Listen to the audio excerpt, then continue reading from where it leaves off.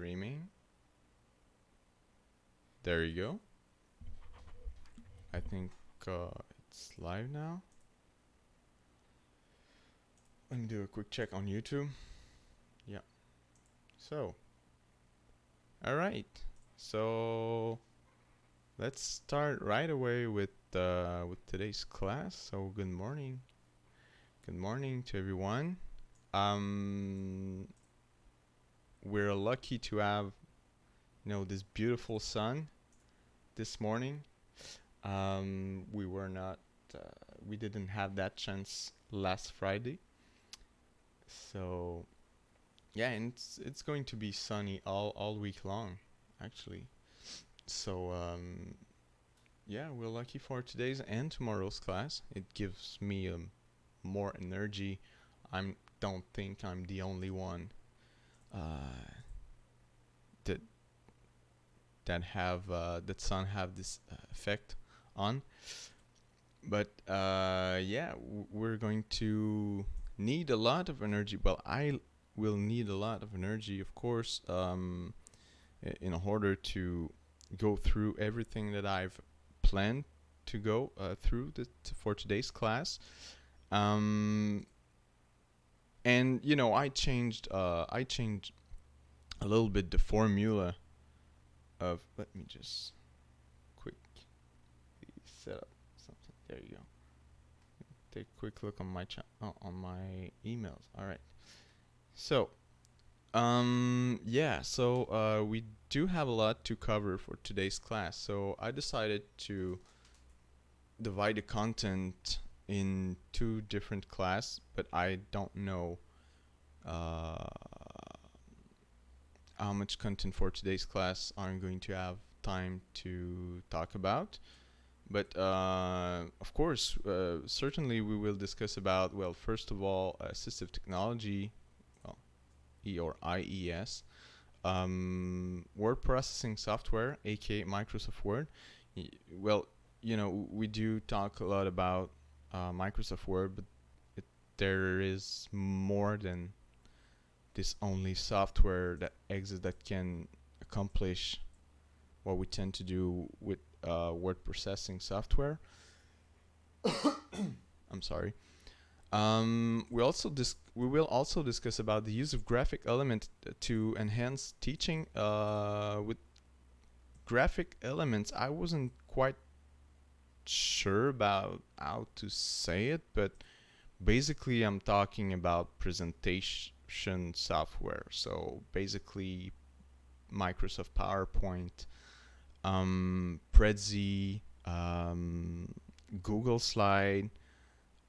There's also, I think it's Keynote on Mac. I'm not quite sure about that, but yeah, we will discuss about that because and I read a lot about that topic. This is what I was talking about with one student before going live.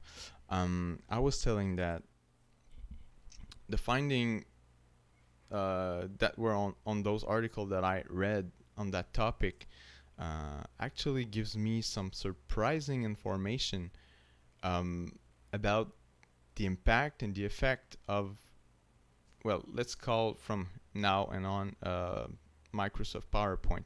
So let's use PowerPoint in order to describe this. So yeah, about the effect of PowerPoint on not only learning but on other aspect of a classroom. So I will discuss about motivation, attention, and all the stuff like that we that non-directly concern the learning process, but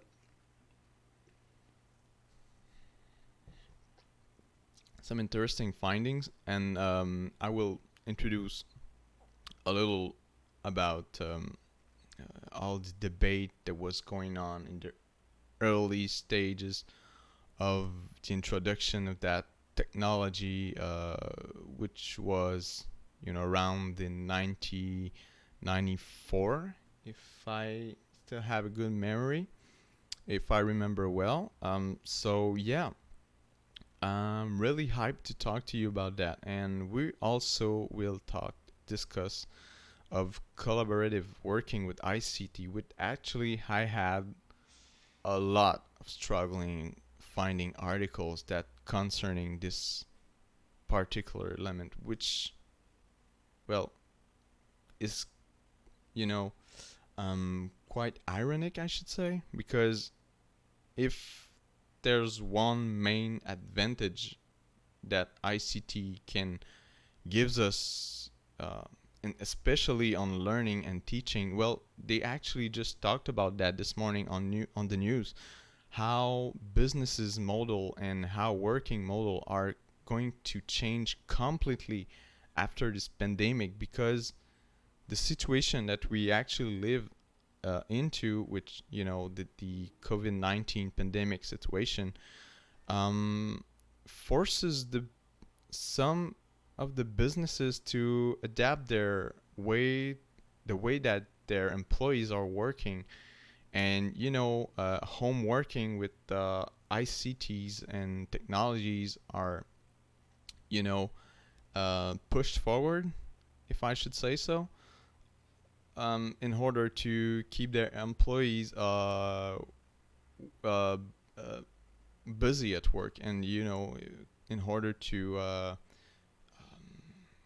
make communication more easy, um, uh, peer communication and peer collaboration.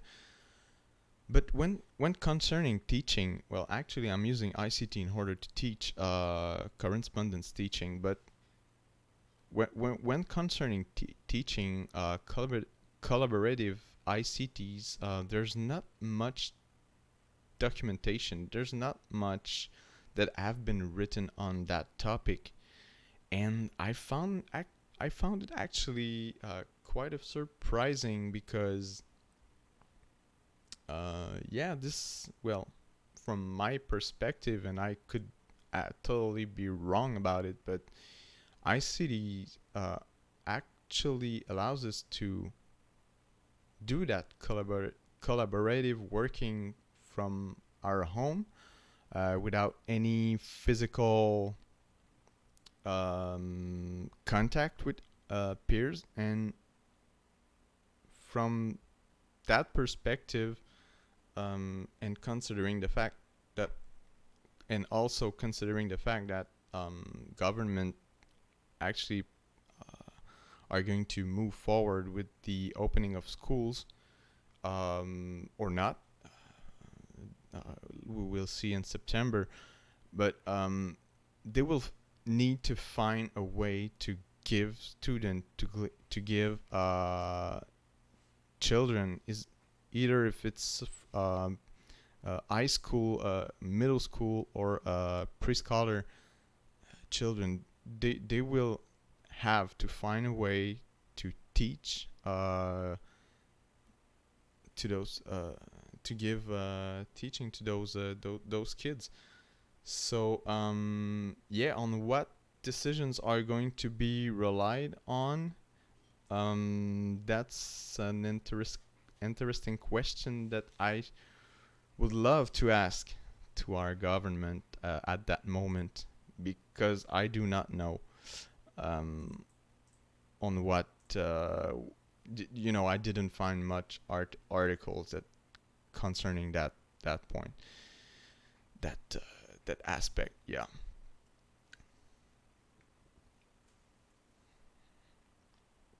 So also discussed, and that's an important point for my students, also point out that we might be short of time. Well, we actually, students, and I'm including myself as well, for the assignment due date for the first assignment, which is the reflective logbook, the first one, that included entries 1, 2, and 3. I didn't had the time to wrote. I didn't have the time to wrote today's entry, so the last entry for that first reflective journal, that first reflective logbook. So I was thinking about reporting the due date for that assignment on Wednesday, May 27th. So I will officially send you an email to confirm that information. But yeah, I would still still need to look on, you know, more official rules that I have to follow. For example, I have to at least have I think it's 20% of the global note, global score, uh, evaluated until a certain date, a certain moment on the on that calendar. But I'm not quite sure about how the university is working on that point. So I will have to make some quick verification before sending you that email, but it will come really fast. Believe me on that. You don't. I'm hearing you like if you were very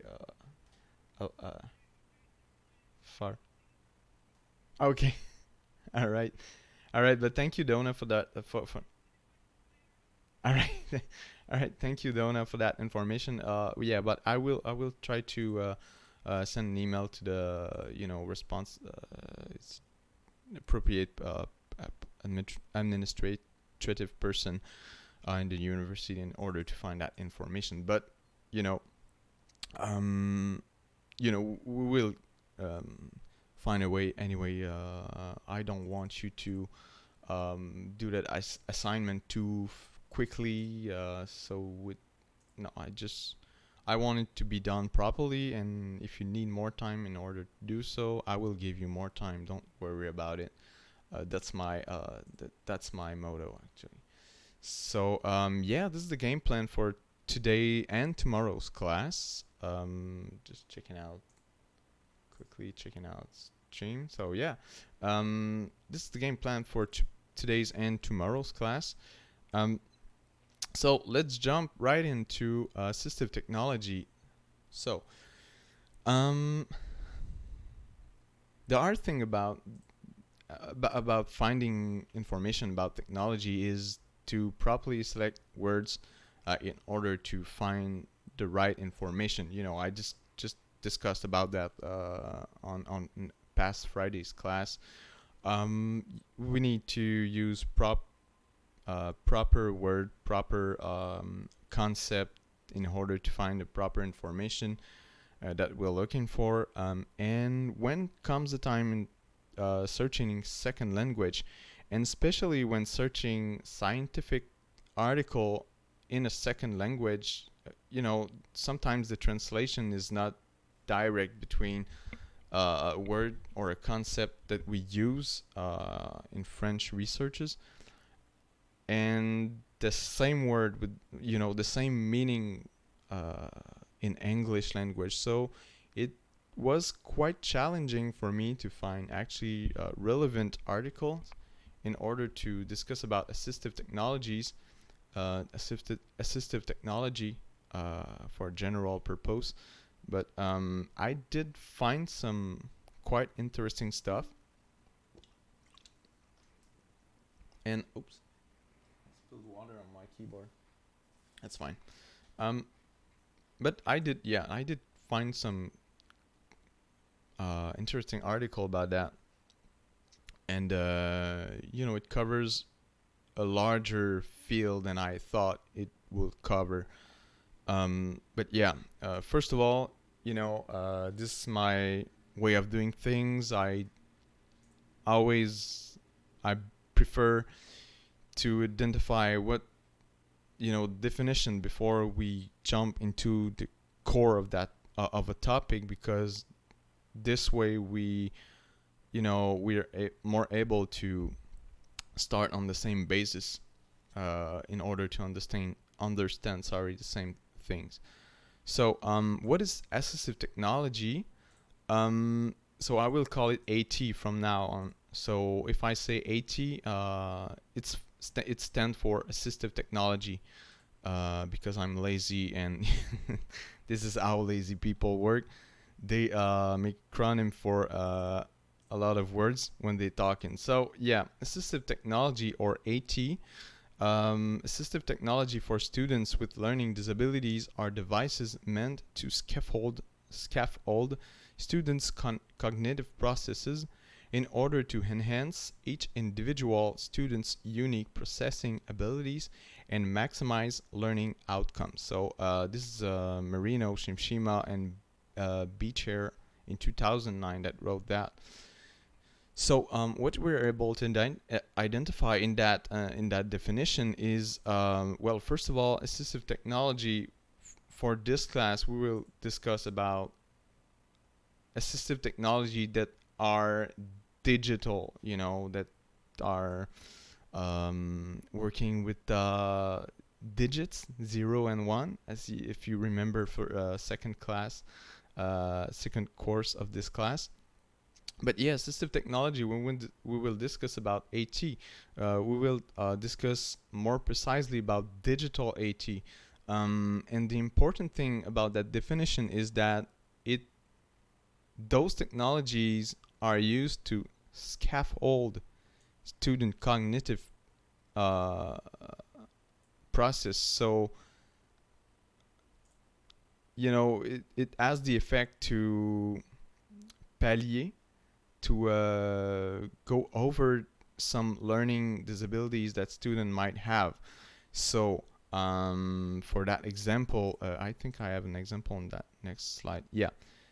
So as example, specialized keyboards that allow us to that allow blind people to actually write on writing processing software, aka Words, Microsoft Word, that allows them to write even if they're blind. It also allows blind people to read on a display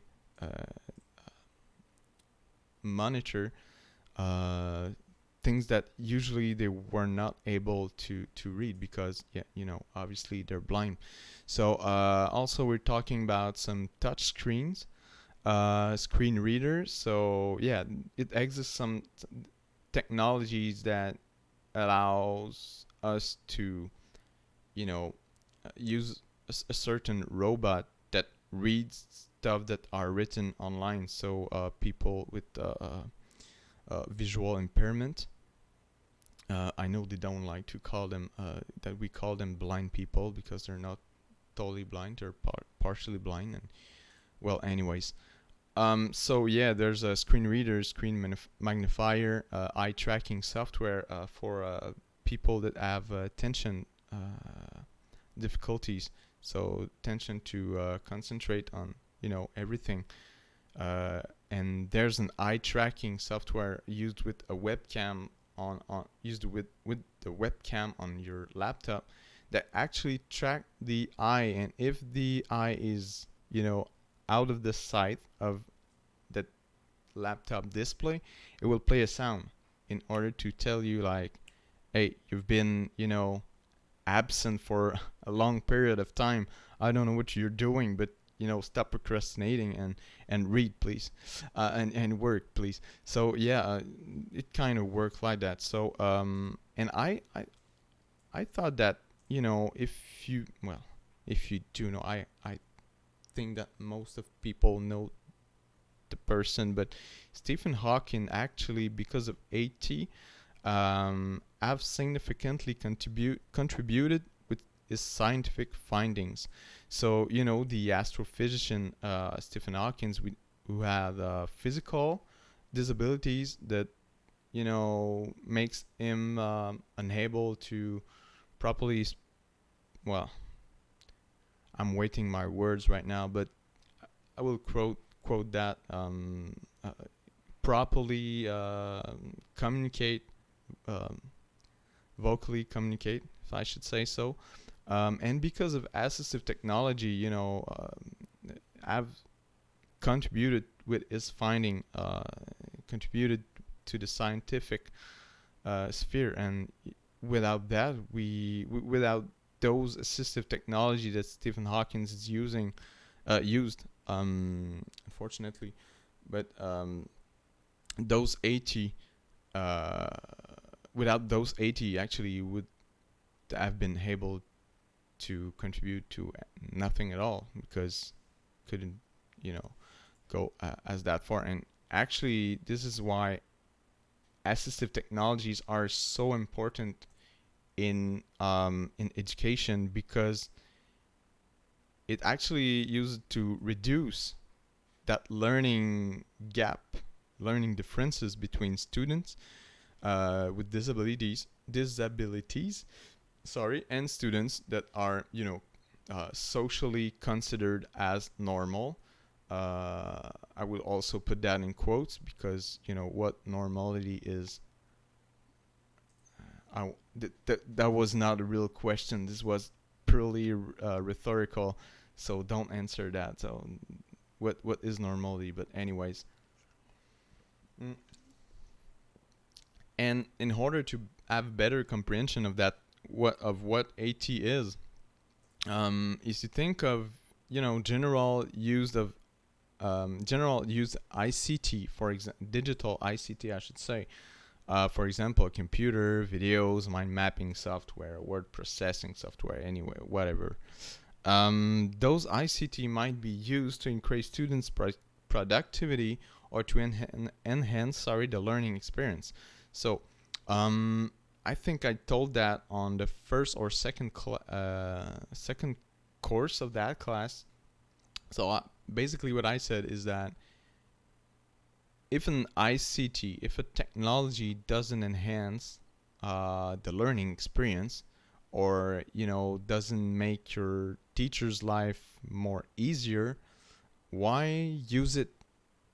So basically, general use ICT, so they are used to increase that learning experience. But AT, assistive technology, does not share the same objective. Like I just talked about, they act like a sort of extension of their physical body part, and provides an opportunity to communicate, gain access to education services, and become gainfully employed. So I did like that image of that arm, that um, Inspector Gadget. I don't know how to say it in English. I don't know. That inspector with a lot of stuff. That comic in I think it was in the late 90s or something like that. But maybe it's too old for you to relate. But but yeah, assistive technology actually work like an extension of their physical harm. Like, if you see education like a goal somewhere that's on a shelf, on a top shelf, and you're not able to reach knowledge, to reach information, what AT actually gives to those students is the ability to extend that arm in order to reach that knowledge, to reach that learning. Oops. Yeah, that's the problem with living with animals. You know, black clothing get area all the time. So yeah, gives those students the opportunity to extend that arm in order to get access to all the services that, once again, quoted, normal student, student without major disability, did do have access to. So AT can promote access, participation, and learning outcomes. So access, like a ramp that allows wheelchairs to go into a building. This is like an AT, an assistive technology, because yeah, of course, this is not a digital technology, but this is an assistive technology that allows automatic door opening, that opens automatically. This is an assistive technology that was invented in order to give people that were maybe not able to because of their physical or cognitive condition that were not able to open doors. That actually how AT is working.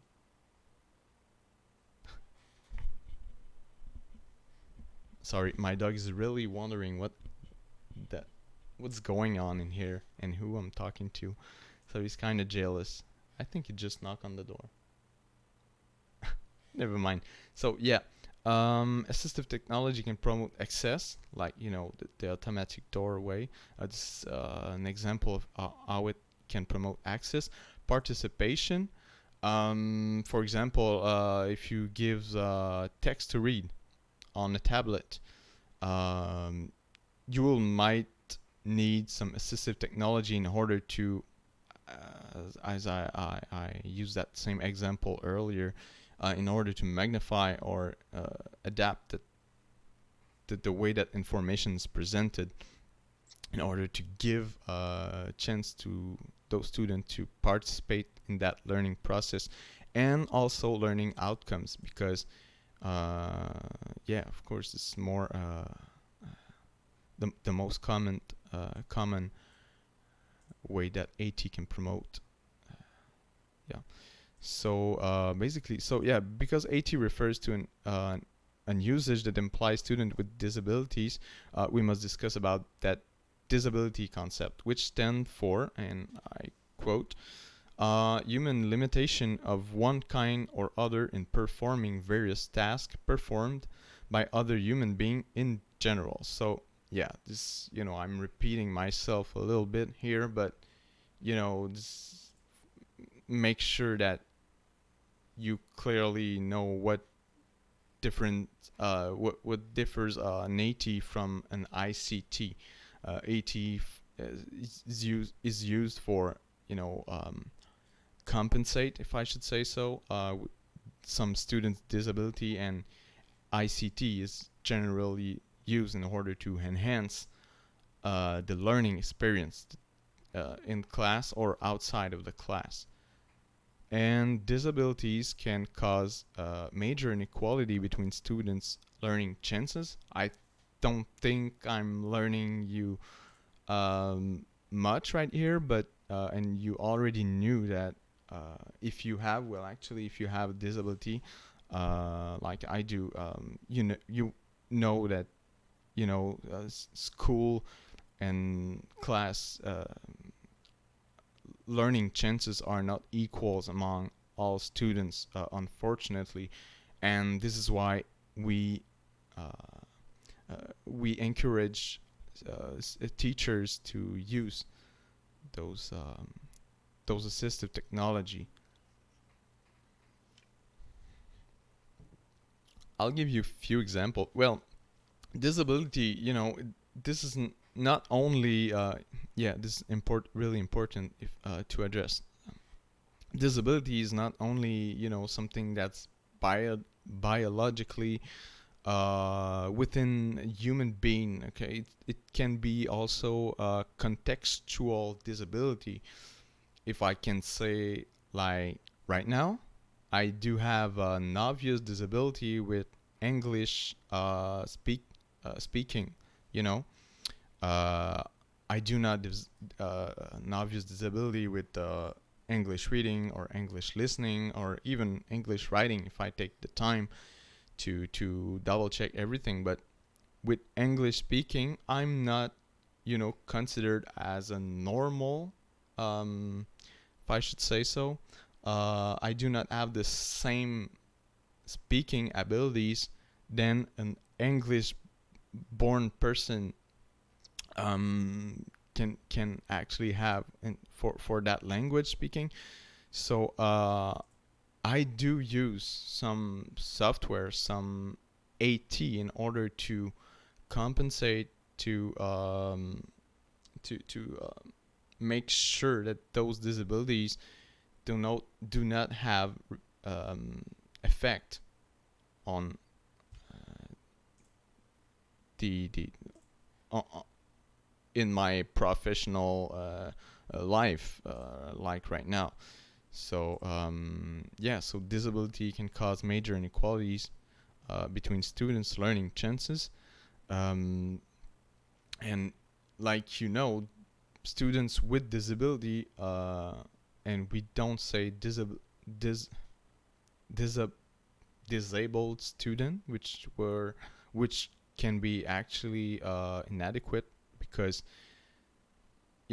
disabilities doesn't mean that the student is less intelligent than the quoted normal student. It just means that those disabilities um, you know um, block those students to have access to the same information as the other students. So if you do have question, and for my students, and even for people that are listening to us on YouTube live, if you do have question, don't hesitate to ask them. Yes, Donna?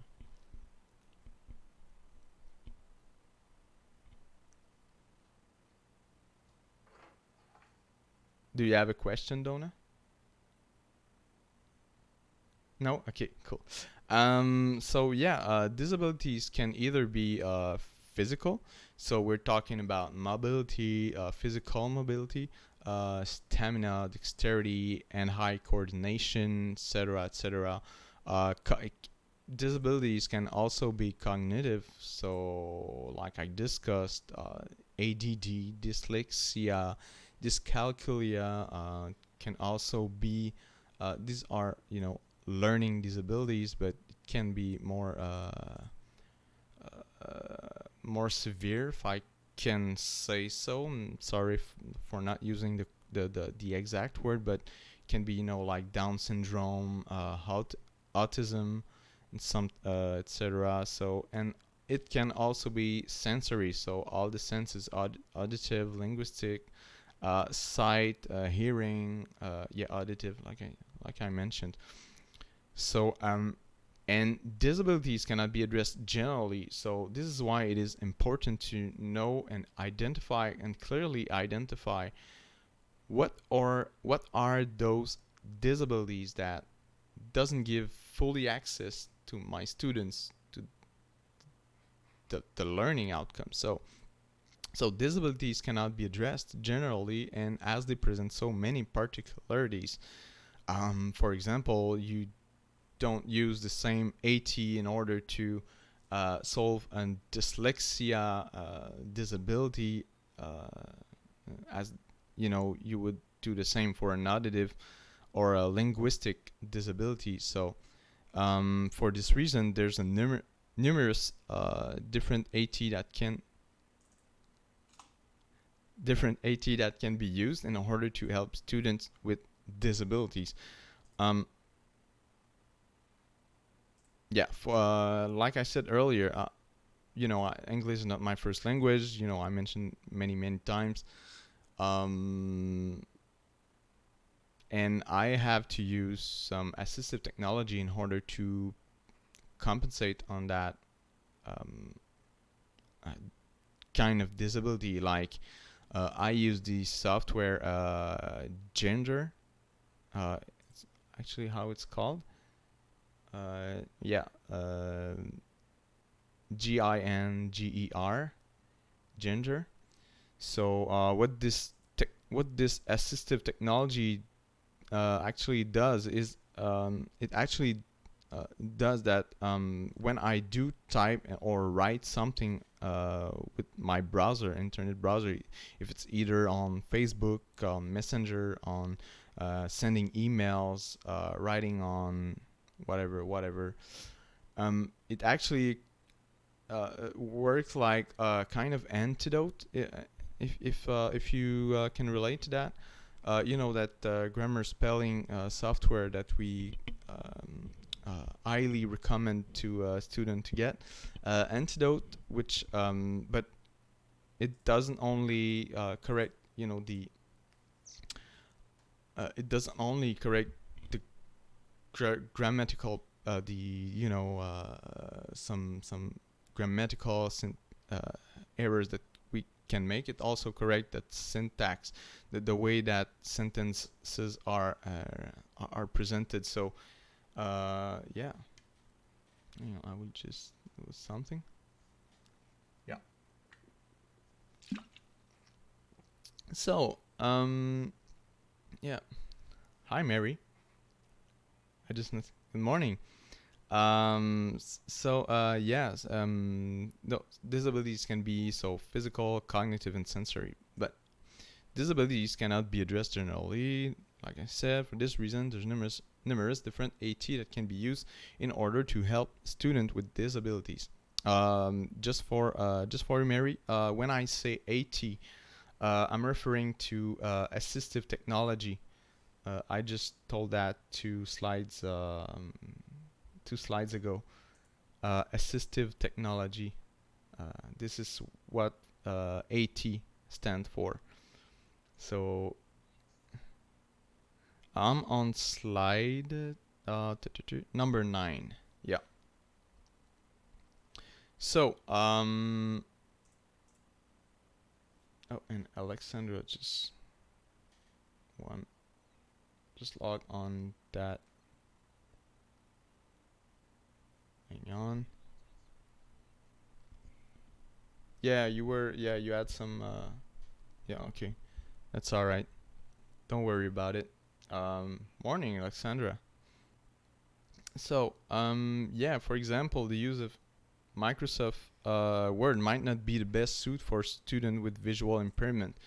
And that's, an obvious example of how assistive technology, of how AT is not appropriate for in order to answer that impairment.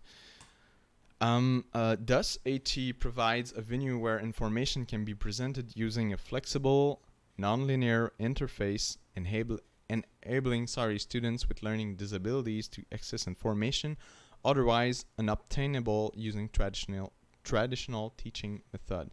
So there's, I'm not going to make a list or present you a list of all of the assistive technology that exists.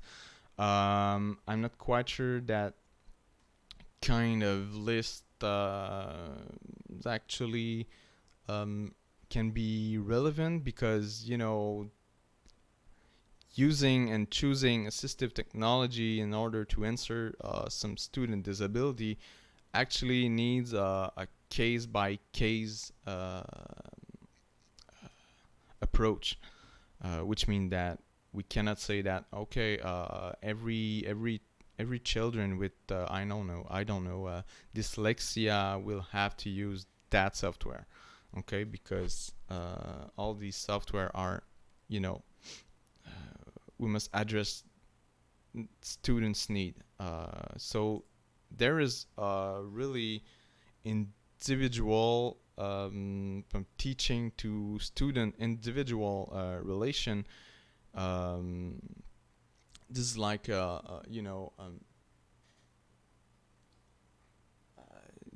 kind of trade that you do with the student, and in order to address properly those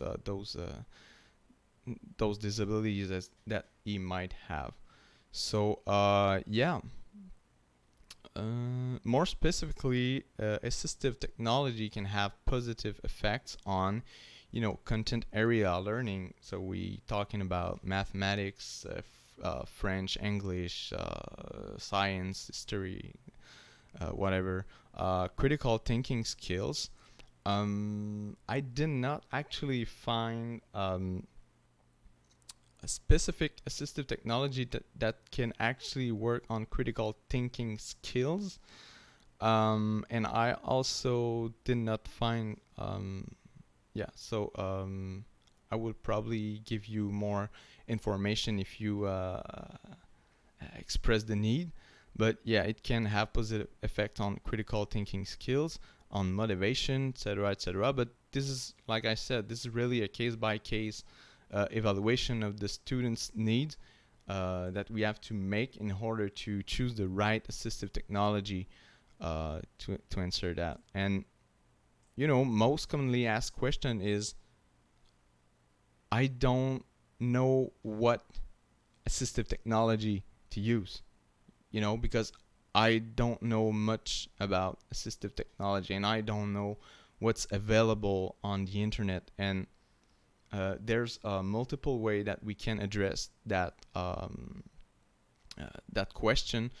But most importantly, this is where a community of learning between teachers, peer-to-peer collaboration comes into that point, because it's with those exchange with other teachers that we're allowed to choose, and select the proper AT in order to address that particular need that student might have. So, for example, for this class, I did choose to use a combination of Zoom and YouTube in order to address some of my students' need of exchanging during class.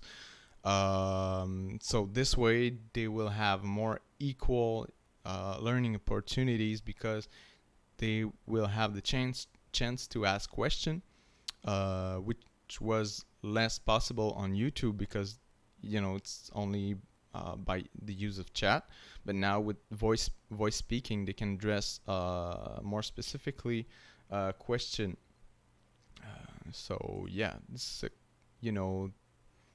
and there was no an article that told me that, okay, if you have that kind of disability or that kind of special need, you should use that software. No, I had to critically think about, okay, what's the problem I should say issue actually, but what's the issue that I have to answer in order to give all of my students the same chances of learning. So don't fear about using the word disability. We most of the time it most of the time means something that's negative, but I don't think that's that learning cognitive or physical disabilities are weaknesses. On the opposite side, I rather say that is people's force that we should put forward in order to give them more chances, more learning chances. So like I said, don't know if I said it at the start of this course, but if you do have questions, don't hesitate to interrupt me, because I'm not looking at my at the Zoom meeting room. Otherwise it will obligates me to do two things at the same time, and I'm not quite good at that. So I'm a man, and men are not good to do two things at the same time. So I'm just kidding right here. The main reasons that explain that explains discrepancy between goals, associated with the right ICT and current practice, is the lack of, I did not meant to choose the word lack of teaching training, because it puts the responsibility on teachers' shoulder, which actually is way more complicated than that. But you get the point. So the main reason that explains discrepancy between goals and current practice is the lack of teachers training regarding AT or ICT in general. So where does that teacher training regarding AT or ICT will come from? Or university is not the only place where you will be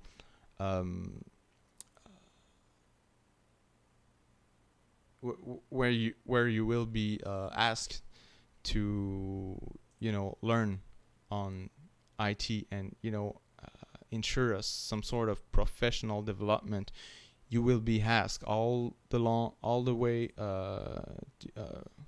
from the start till the end of your professional journey, your teaching journey, you will be asked to keep looking for information about ICT, about AT, about content-related information, about pedagogical practices, about new findings in education.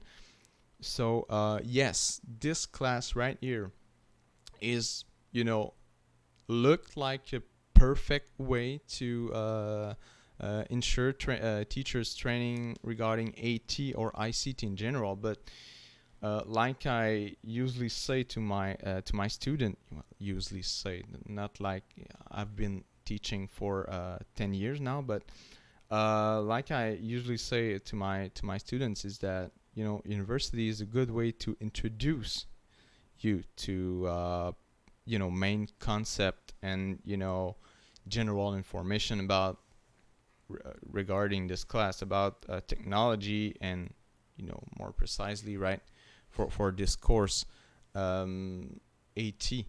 But it is actually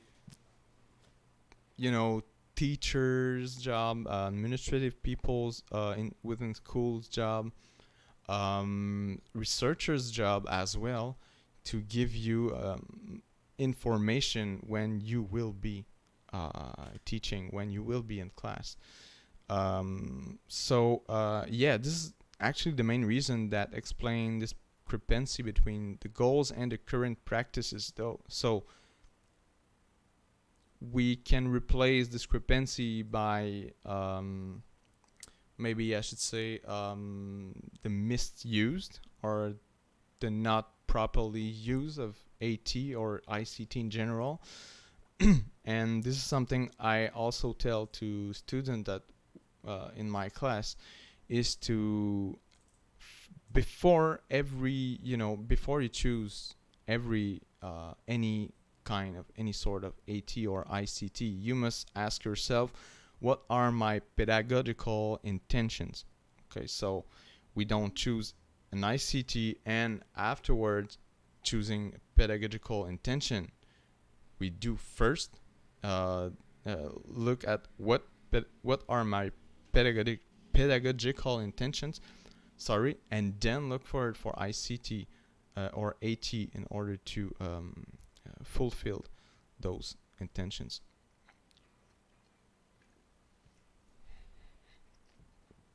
Another reason comes from the use of pedagogical methods that are not compatible with technology integration.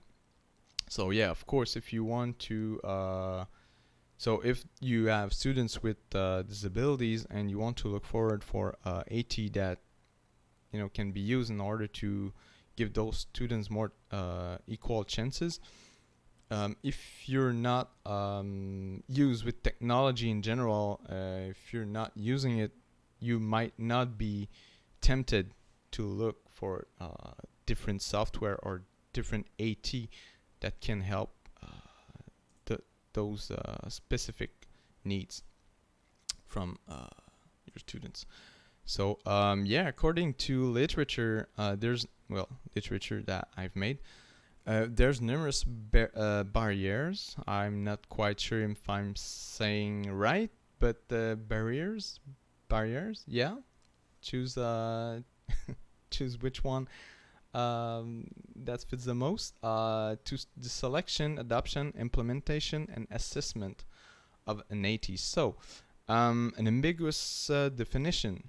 So yeah, AT is so wide that teachers are struggling to find ICT that fits the AT definition. Like I said earlier, AT can refer to an automatic door in order to help people that are not normally able to open or close doors. And AT can refer as well as the example I told you later. So Ginger is an AT, but the definition when I wrote articles about AT, they didn't define precisely define what AT meant, and this is some sort of barrier that can be found. Yeah. number of available AT, so they're extensive and ever increasing. That's what they are saying in the literature. Because yeah, like technology, AT is not an exception. So there's multiple of new technologies that come every day, every year, in order to answer some more specific needs. And sometimes more doesn't mean that it's easier to look for something. For example, I love yeah, I love wearing different kind of socks. So but when comes the time finding two identical socks, it may be difficult if I do not make order in my closet regarding that. Yeah, it's the same thing for technology. If you do not make yourself a list of some sort of journal on which technology you actually used in order to answer what need, and this is a great way to actually don't to make sure that you're not repeating the same process of searching and looking for a specific AT, is to actually hold the journal that in which you can add some information about that. So which AT I use in order to answer what kind of disability, etc., etc., and some note that you can write. This worked well, but next time I will do blah blah blah blah blah blah. So this way, it's a good way to make sure that you're keeping your teaching up to date on that topic. Lack of founding and lack of training. These two reasons are the main reasons of I should say everything in education. Lack of founding. This is the main concern of the world. The main problem of not the main problem. There's much more important problem, but everything. Sorry, seems to. I think it's too small. I guess everything comes to that point. I mean, lack of founding and lack of training. This is common in education, and few educators understand how to integrate AD properly. So, and this is there's no magical recipe. There's no unique way to do it. Teachers will tell you about it. Sometimes only experience can give you answers to some of the questions you might have, and this is the case, of course, for assistive technology in particular. So yeah, and the first point actually makes absolute sense, considering that I just told you to hold a journal where you can sorry, wrote down your experiences with the AT you used, because findings suggest that AT should be integrated into classroom in the early years of teaching, so that they have time to develop the knowledge, skill, and dispositions necessary. I forgot to include it where I did take that information. I'm sorry about that. But these are not my words. So so findings suggest that, and this is exactly what I told you, that I cannot, I want to give you the most information, as much information as I can about specific or different AT that exist and how to use them. We only have a 45-hour course, a 45-hour class, so this is not enough for you to properly develop knowledge, skill, and disposition that are necessary in order to properly and well integrate assistive technology to answer your students' needs. So This way, teachers can get access to the knowledge and develop their skills in order to, well, first of all, select and adopt an AT, and second of all, implement and assess technology. Because we'll discuss more deeply about that. So yeah, select and adopt. Basically, the documentation of the student's baseline performance without the use of ACT. You document how a student perform in a certain context with his learning disability, and with your peers, with your colleague at your school, you will discuss about, some students have that kind of disability. Which technology we can use in order to, compensate that disability. I've been saying that word plenty of time. Not sure if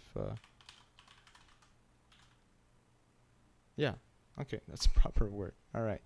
So yeah, then the selected AT must be justified. We're at slide number 14. The selected AT must be justified by its capacity to improve students' functional performance in the classroom. So, I think this is obvious that I don't need to explain that sentence. It pretty much said what it meant to say. It must be justified by its capacity to improve student functional performance, because this is why we at first use AT. And how AT can improve students' performance, and or how it can give a better access to the learning environment. You also have to ask you that question before choosing an assistive technology. And so first of all, you have to document the student's baseline performance in order to, identify some of need that he might express. Second of all, you have to, think about how an AT can improve student performance and how it can give a better access to the learning environment. So this way you will be more informed about which AT to actually target and which to select and adopt. It should firstly be selected because it can have benefits on the student with disabilities within a selected context. For example, your disability is, more present when, you teach about mathematics. So this way, that the selected AT must give a better access to that student within the selected context, within a mathematics class context.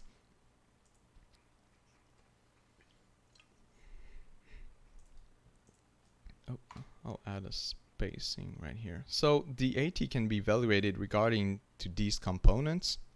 So instruction, direction, and documentation, feedback and evaluation, content, individualizing options, interface and screen design, accessibility, etc., etc. So those are the specific component that you will have to look upon in order to select the proper AT, in order to compensate that student's learning disability. The evaluation of the chosen AT must also take in consideration, well, first of all, individual learning styles, content, and we will discuss more precisely about learning styles. We will clarify that concept, that theory. And second of all, content-specific pedagogical practice, and finally ways to use that AT to scaffold and facilitate learning. So this is what your evaluation of those AT must take in consideration while you professionally judge if an AT is appropriate or not. And when you select and adopt an assistive technology, then you have to implement and assess the effect of that technology on the students. So before implementing, AT teacher should document how student is trained to utilize the selected AT, because you just don't give an AT to a student. You have to uh, give him some basic information in order to make him understand how to use it, functionalities and stuff like that.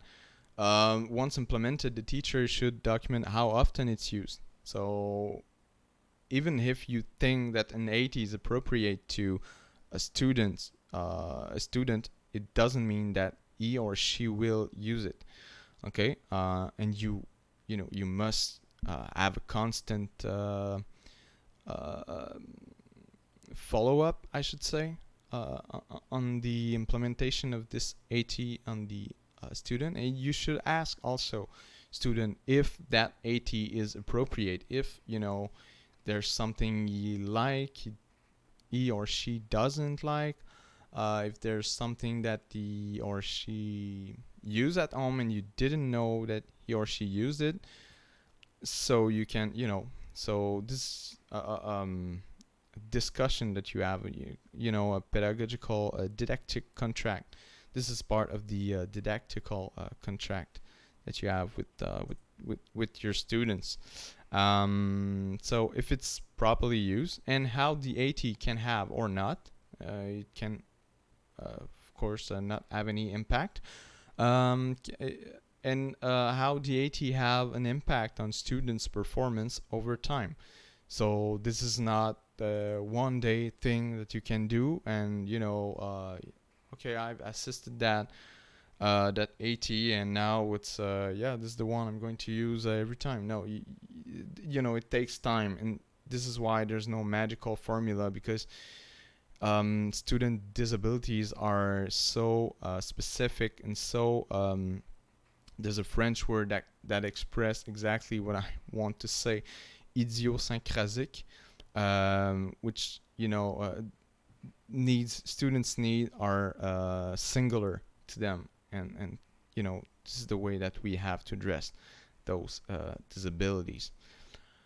So yeah, assessment of an AT can be done because, well, firstly, the implemented AT has the capacity of record the student's progress. So, for example, I'm saying, I'm thinking aloud, but Microsoft Word have the capacity to save what actual progress the students made. Or second of all, because students or teacher takes notes on the observed impact of the AT on students' response. So a student can himself make assessment of the assistive technology that he's using. So this is, I think, you can use also the combination of teachers taking note from his side and student taking notes. It can also be done with the collaboration of parents and other teachers as well. So if you, I don't know, you implement an AT and ask for parents, your colleague, the student, him or herself, and you are going to take note on what's the impact of that AT on that student particular need. So like I told you, there's no magical recipe, there's no unique way to do it. Sometimes only experience can give a better result. Boone and Higgins in 2007 argued that AT can not only contribute to students with disabilities, and the benefits of those technologies can go beyond the resolving of students' disabilities. Basically, what those two authors meant by that is that an AT can be firstly introduced because you wanted to resolve a particular student's disability, but with time you you can notify that an AT can also be used by other students. If I can, if I take the example of Ginger with actually corrected my sentences when I'm writing in English, it can also be used by a student with no English speaking disability. So that way it can, I don't know, improve his speaking his speech. It can gives them more uh, it can benefit that student as well. um, but don't think that they're putting AT and ICT in the same box. Having the teacher aware of AT makes him or her see technology's usefulness through different lens. Because yeah, I know if an AT if an AT is used by all of the class, it doesn't mean that it's not an AT anymore.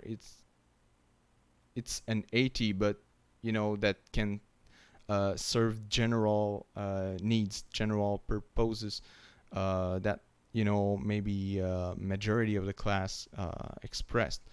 So if that way, differencing AT from ICT gives you a better look of further intervention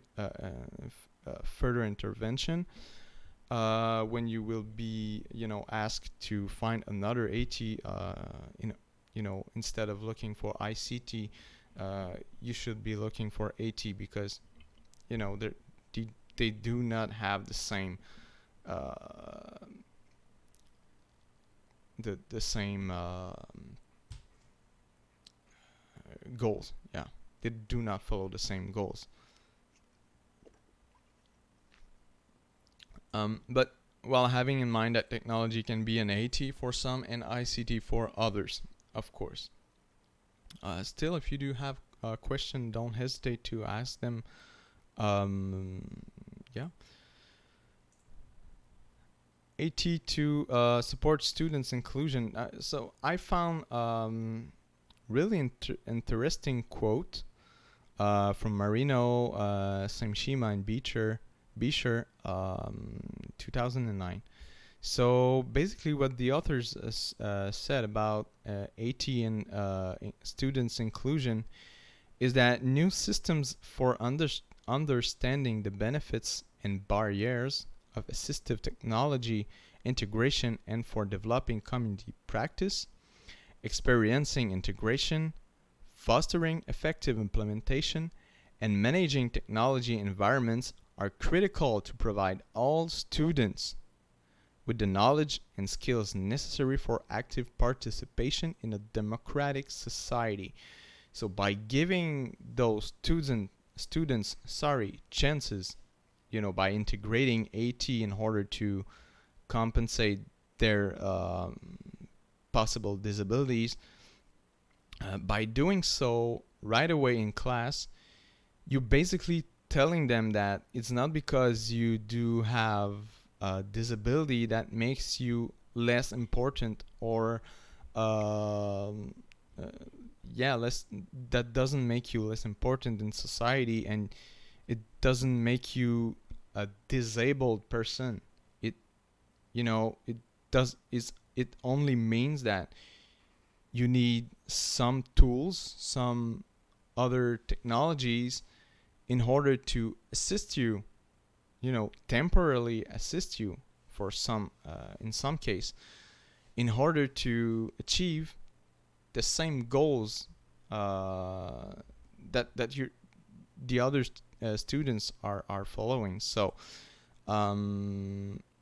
yeah, managing that kind of technological environments. So yeah, this is critical to provide all students the knowledge and skill necessary to active participation in democratic society. So yeah. And let's talk about millennials, because this is the generation that you will have, well, for now, I guess. millennials,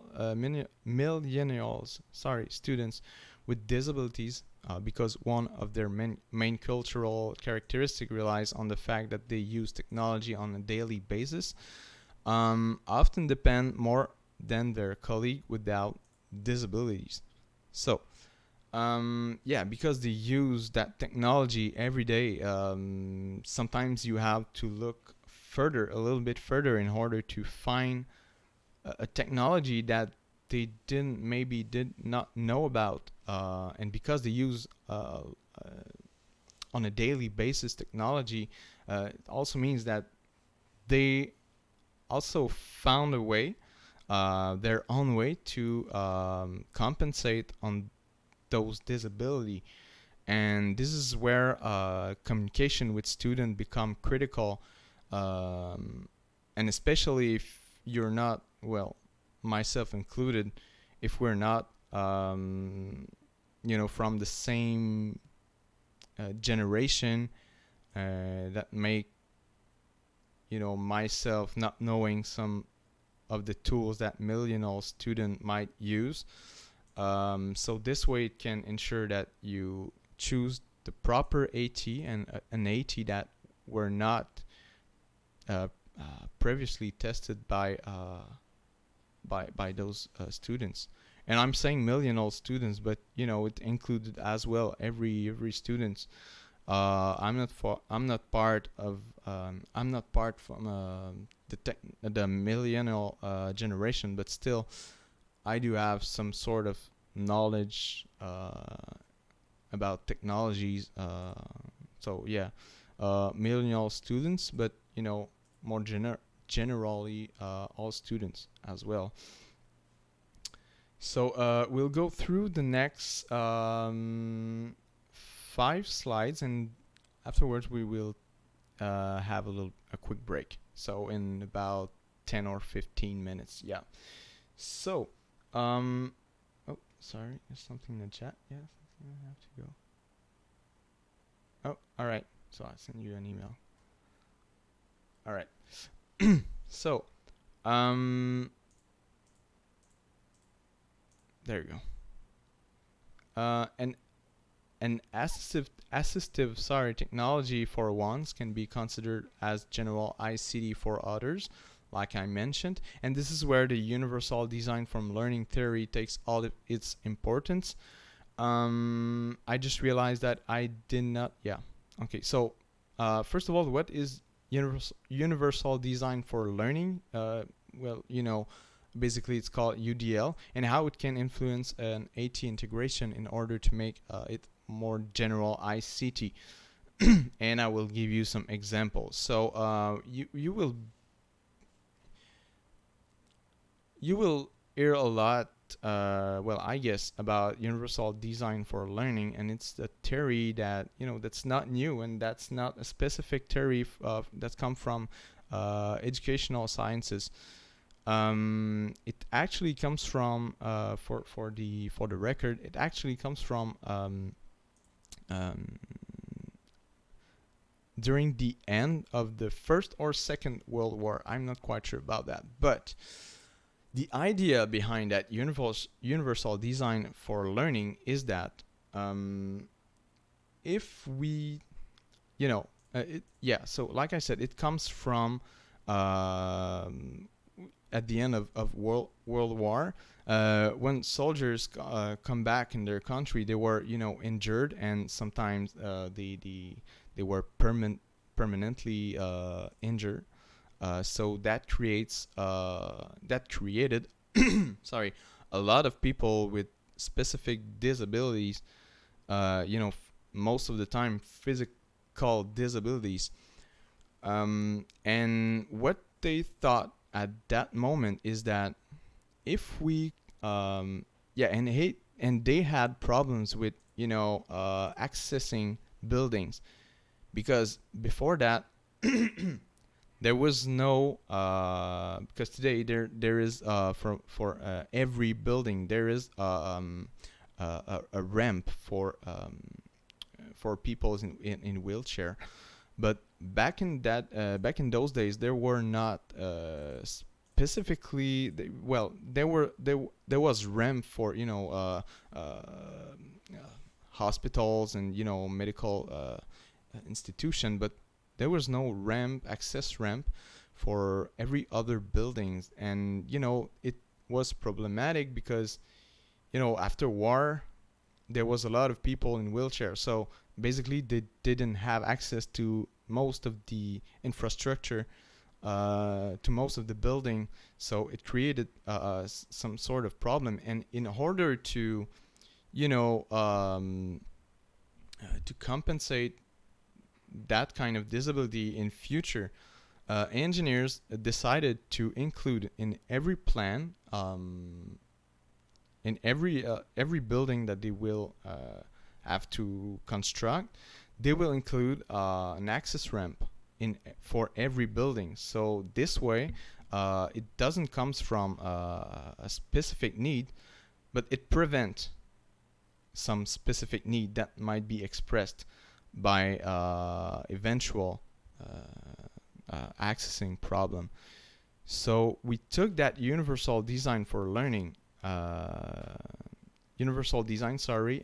included specifically to the to some learning theories. So yeah, it can actually answer some specific need without making, like I said, effort, if I quote it that way.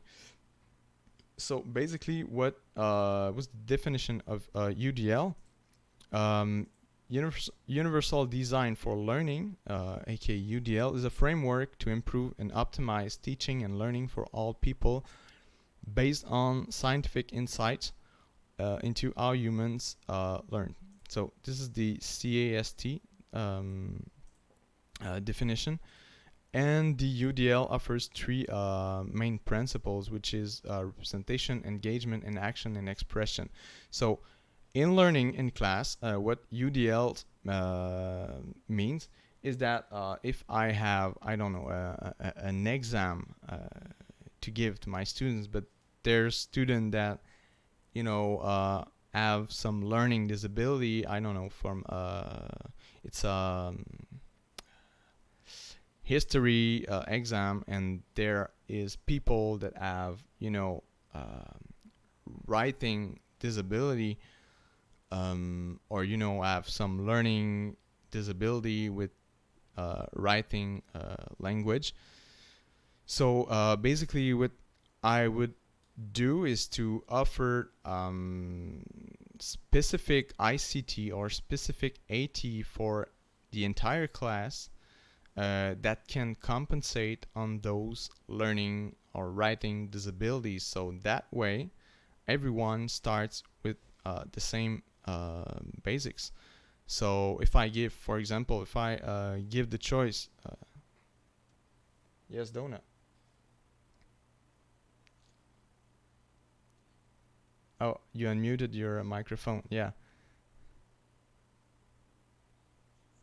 It's all right. All right. So yeah, basically is that I will offer students the choice of writing the exam on paper, classic pen and paper, and also offer the opportunity to make your exam with the using of Microsoft Word. So this way and other assistive technologies can compensate on those learning disabilities that is not specific to history. If some student have difficulties to express their ideas or express their thoughts, it doesn't mean that they are less competent in history, even though those disabilities are affecting their grades in history. So basically there's three principles. So first of all, representation, second of all, engagement, and finally action and expression. So I will go through the next 3 slides and we will take a quick break afterwards. So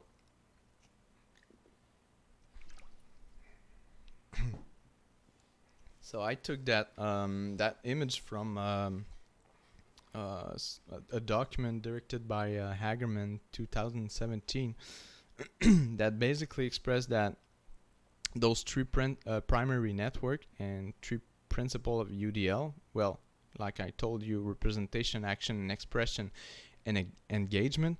So what representation means that it means that it gives flexible ways to present what we teach and learn. So I can give, YouTube videos. I can give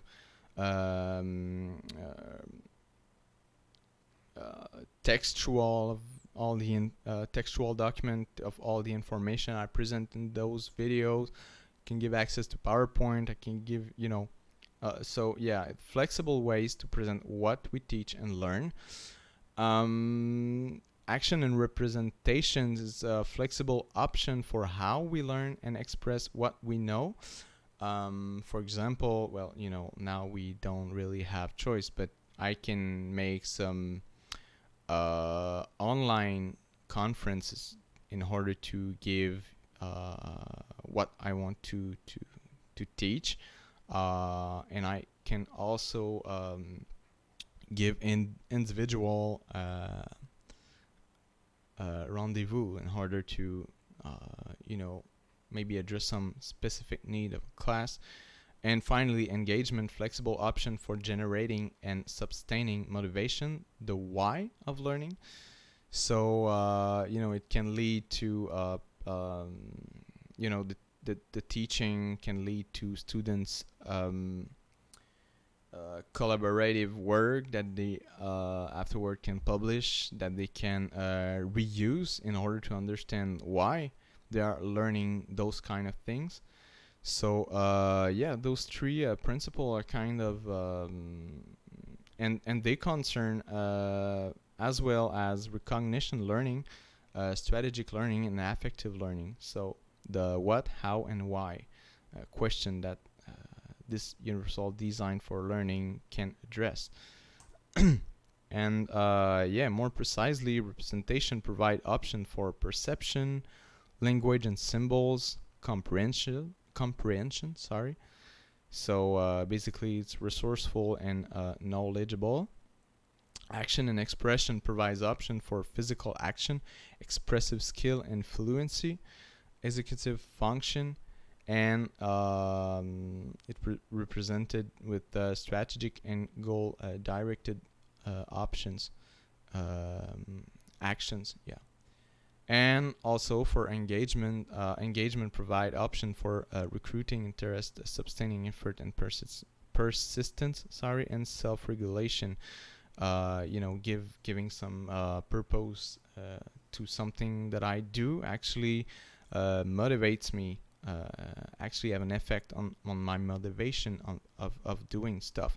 So it's on those three principles that universal design for learning. It's on those three principles of universal design for learning that assistive technology are based on.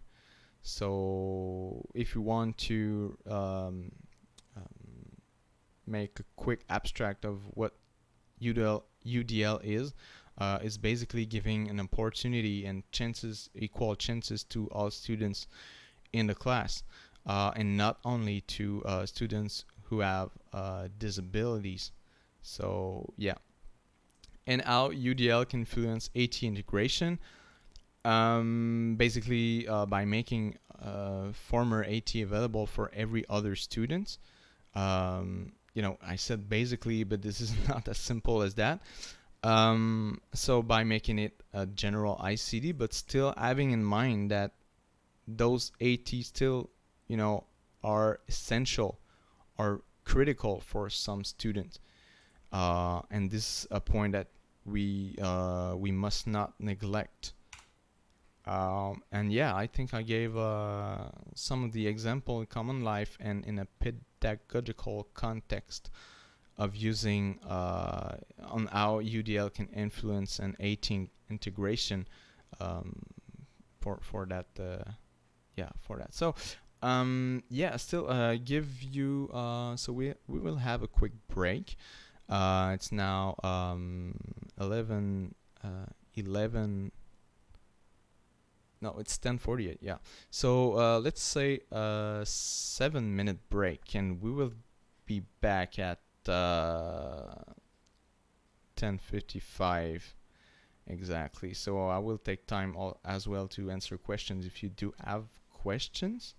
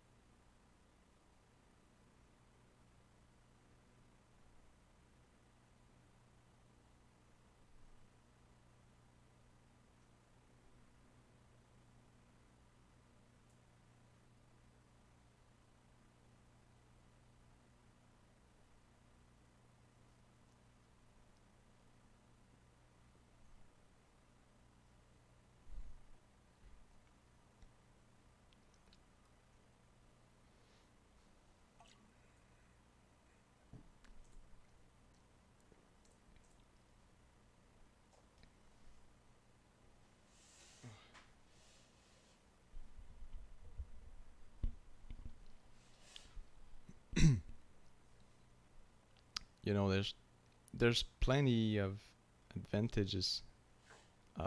There's plenty of advantages for working at home, but one of the main disadvantage I should say is the it gives you incredible painful back problems. I'm not quite sure if you're experiencing that as well, but I can't no longer stand for more than sorry, not stand, but sit on a chair for more than 3 hours. Yeah, yeah, this is long.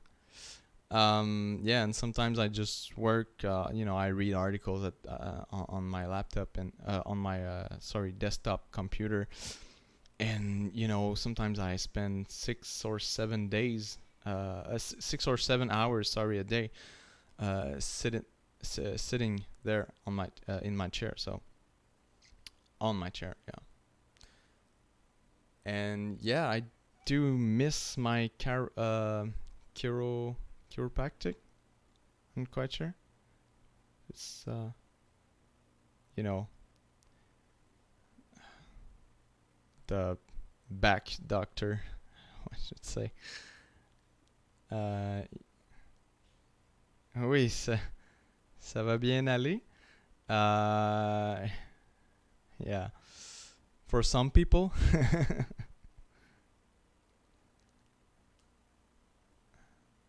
So yeah, we can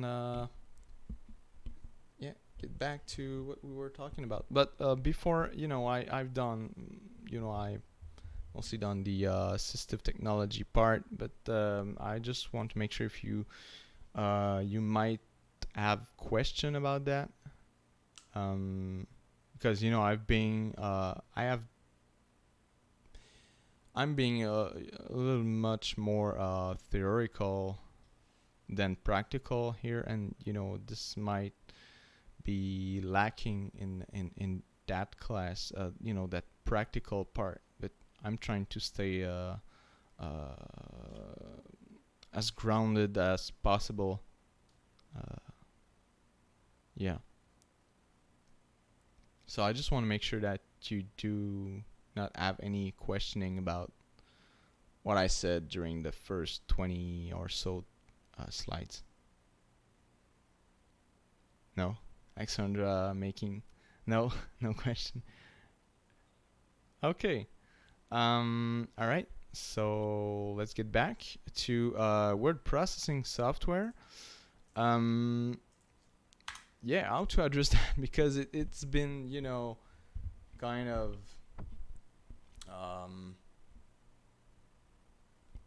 it's a commonly used software, of course, but it has been presented like incertitude, a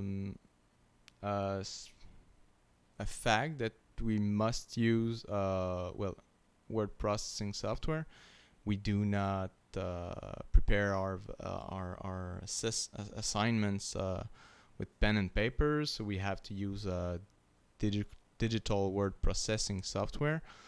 And it's been a common ICT that's used over by numerous, if I'm not saying all of the teachers, and individuals as well in society, and without questioning the impact of that kind of software on either learning or teaching.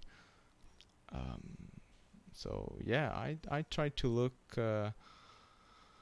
to find that kind of answer instead of simply giving you some technicalities or procedure on how to use this or that functionality and something like that. So there's plenty of YouTube tutorial. Make sure that my sound, yeah, right. So there's plenty of YouTube tutorials that concern how to use Microsoft Word or more generally word processing software, which I call from now on a WPS. So yeah, there's plenty of tutorials that can show you what different kind of functionalities in order to properly use those kinds of software. And I don't want this class to be a replica of that kind of tutorial. So we'll be giving you more scientific information about how it's used, and also what's the impact of using it inside a class. So there's not much that that have been written on that topic. There's not much of article or scientific, from what I experience and what I look upon. There's not much that have been written on that scientifically, but still I managed to find some interesting information about how it's used, and yeah. So most commonly called Word or Microsoft Word, but it exists others type like Google Doc. It's another example. I do not have other example in mind right now. So this proves that the fact that Microsoft Word has been the predominant writing processing software on the market. So most commonly called Word or Microsoft Word, WPS, word processing software, can be defined as a software which can process writing characteristics that are normally done with handwriting, obviously.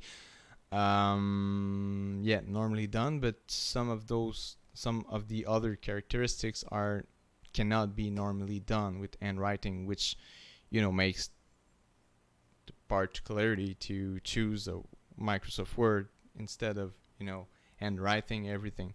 So a word processing software is generally used with the help of a PC. Of course, I'm not learning you anything from that.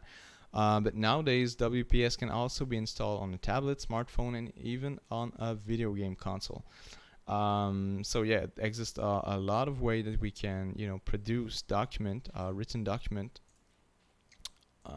So studies that concern WPS are often using comparison between manual writing and digital writing. This is basically how they find information, scientific facts from studies. So they take a class that using basically and write everything, and another class that use Microsoft Word. They compare results, and so they can advance conclusions on those results, interpret those facts as we discussed last week.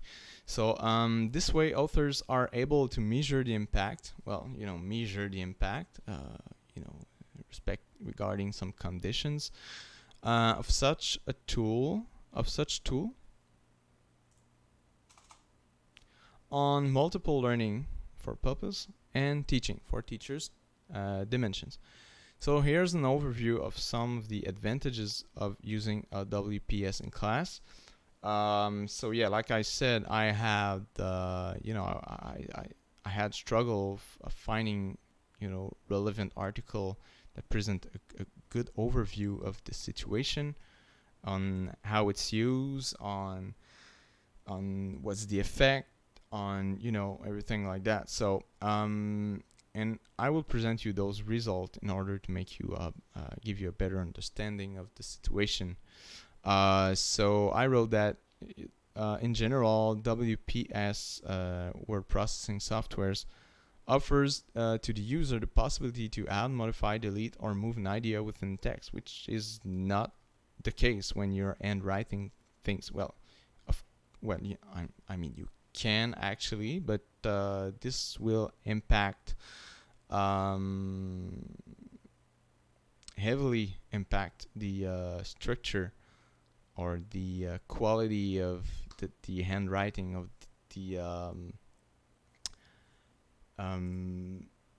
design of that the presentation of that textual element.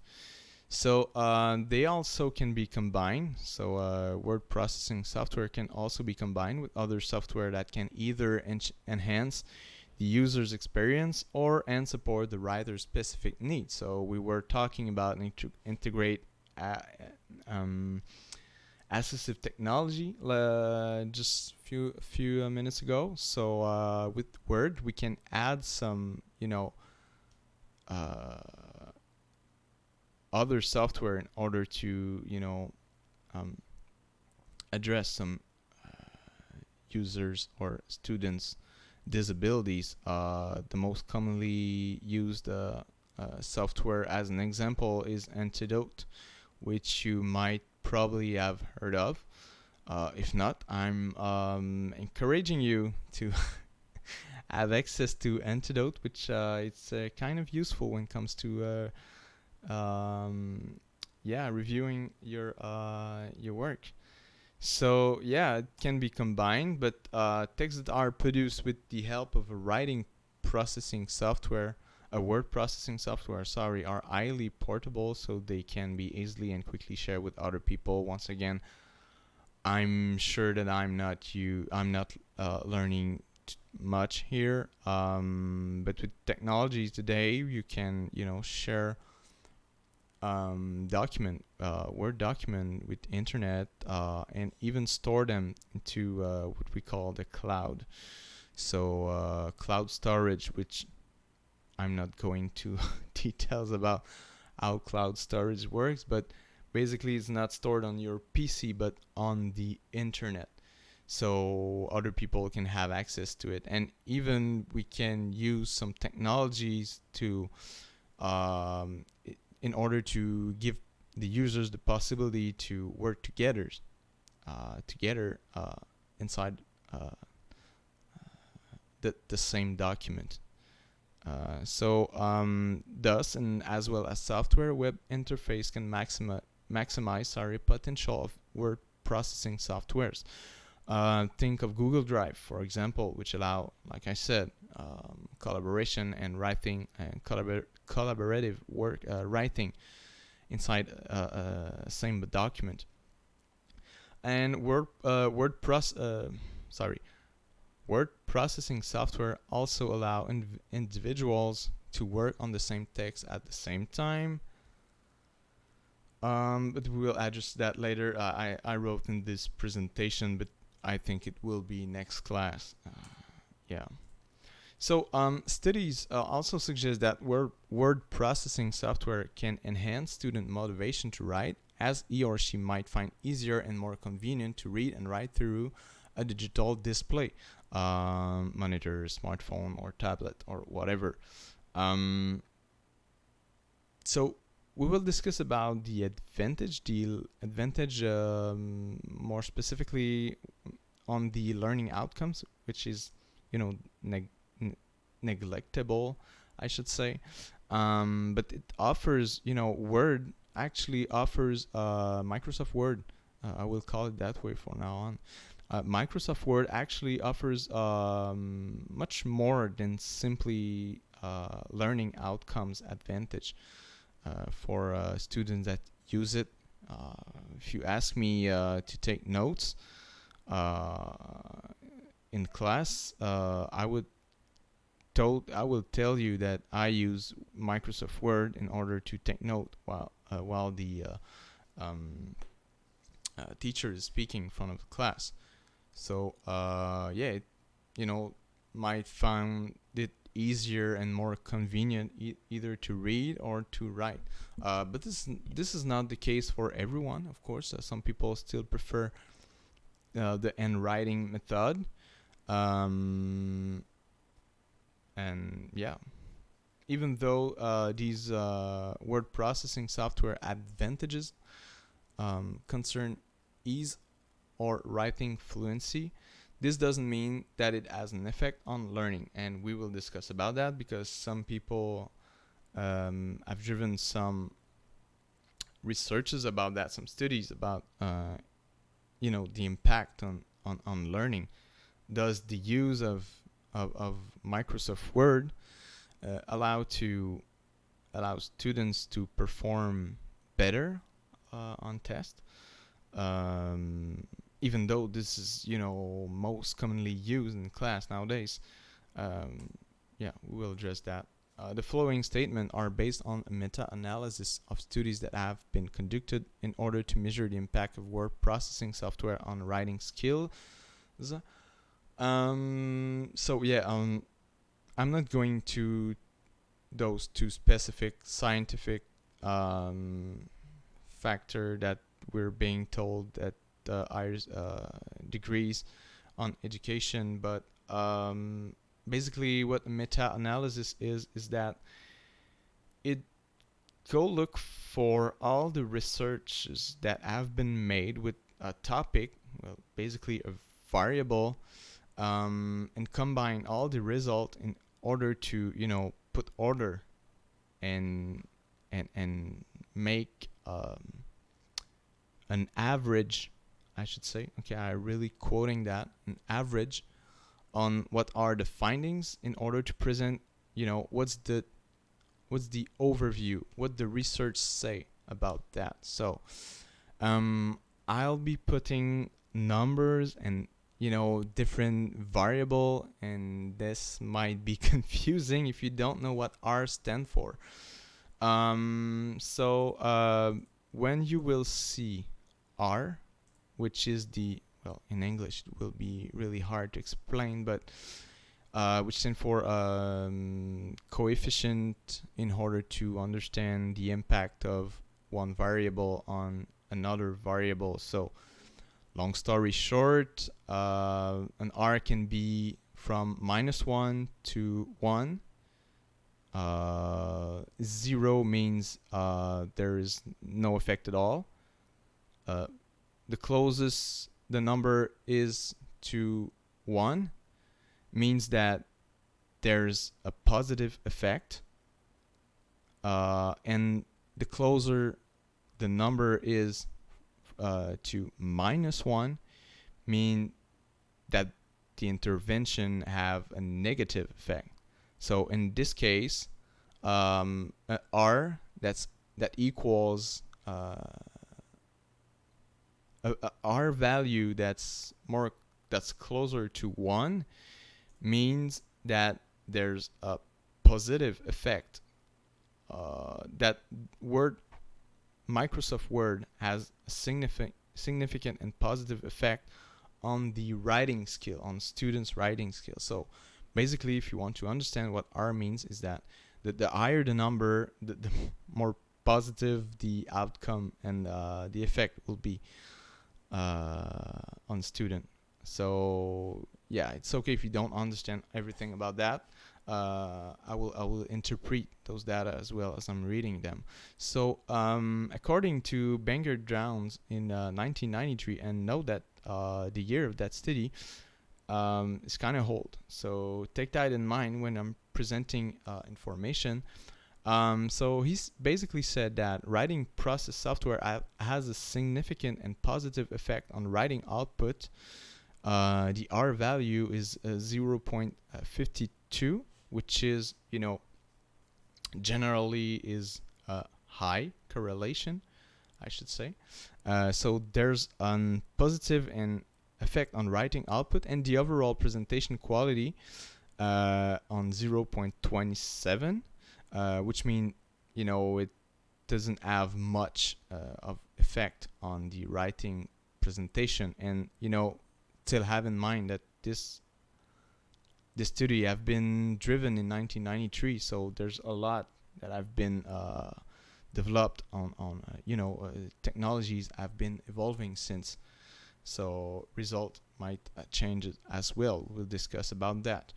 But has not the same significant effect on motivation. So R equals 0.12. So this means that the effect of writing process software on motivation is almost absent, I should say. So this means that students that use Microsoft Word in order to work on their assignments didn't find more motivating than people who haven't access to that writing word processing software, to that Microsoft Word. So basically they were handwriting everything. So they didn't found that students in that study um, share a significant improvement on motivation. It is important to note that this meta-analysis is kind of out of date, yeah, like I just told you, but still gives us a good basis in order to understand the phenomenon and in order to understand how it evolved in time. So how technology changed the perception of student and how it changes the effect of those software. So much more recent meta-analysis driven by Goldberg and al. Suggests a similar finding and allows us to specify and contextualize them. So effect on student writing outcome R equals 0.50. So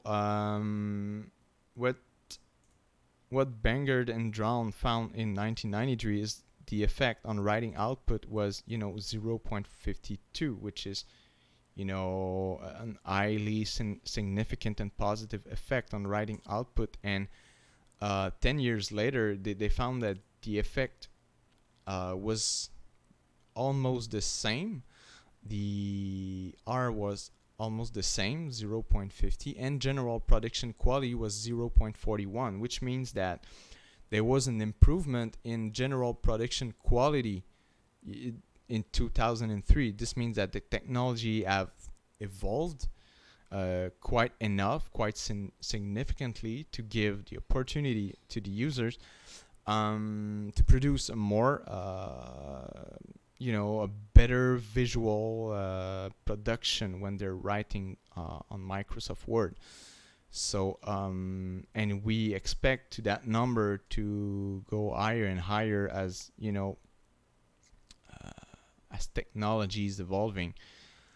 And lastly, Graham and Perrin in 2007, so 4 year after Goldberg's and all studies, put forward the idea that word processing software has a statically impact on 4 to 12 years old student writing quality. So they found that it has a bigger impact using Microsoft Word in order to produce a written document, has a better impact, or has a much stronger impact on 4 to 12 years old student writing. Why? So there's things that numbers don't tell us, and this is the kind of things that statistics don't tell us, is why it has an improvement on writing quality on that particular range of students.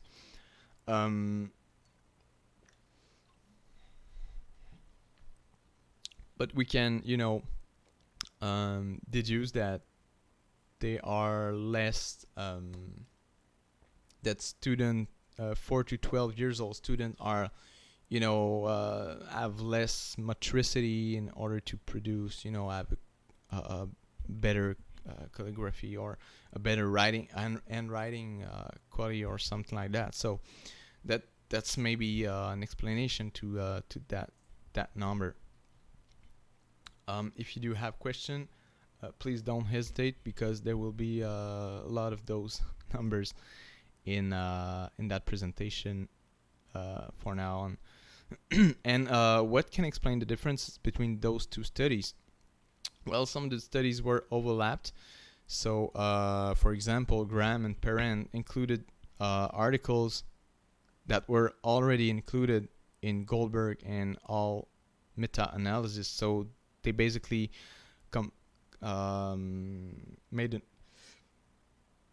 made an average of the impact. And some of the article that was used in order to make that average was also included in that Goldberg 2003 study, as well as in lastly Graham and Perrin study. So that may probably explain that numbers are similar in both meta-analysis. And there's at least a 14-year delay of technological advance, like I told you, from the first meta-analysis from don't know that name, Bangert and Jones in 1993, and lastly Graham and Perrin in 2007. So there's 14 years delay of technological advance. It can, like I told you, explain that difference. And you might expect that number to go even higher and higher as the technology get more and more precise and more advanced. Is Microsoft Word especially effective with students with disability? And that's a question that I asked to Mr. or Mrs. Google search. And basically what I found is for writing quality, weaker writers showed a positive effect. So an R equal of 0.49 in comparison of a positive but less significant effect. So as you might see, there's almost no effect for the more experienced writer. This means that back in 1993, where those numbers comes from, there was a more positive effect. Microsoft Word actually had a more positive effect on writers that present some writing disabilities than it has on more experienced writer with basically no or almost no disability. But this still taking a note that this is in 1993, and you will see that in Leslie Graham and Perrin's finding, which was in, I didn't write it down, but it was in 2007. Yeah, right. In 2007, authors stressed that the effect size for a weaker writer, 0.70, was higher than the experienced writer. It was still higher. The Microsoft Word still has a greater impact on the writing quality for weaker writers. But the difference between weaker writers and experienced writer is significantly reduced, because experienced writer nowadays most commonly use Microsoft Word for every for daily on a daily basis, and maybe get less used to end writing. So that might also explain the difference between. But still, both weaker writers and experienced writer shows that they produce a better quality text, produced better content when using word processing software, aka Microsoft Word. So if you do have questions, please don't hesitate. I know this is a more complex part of class, but but of course there is some obvious limit that we must take in consideration when reading those findings, because did you have you raised your hand, Alexandra? Sorry, I'm not. No, okay, all right.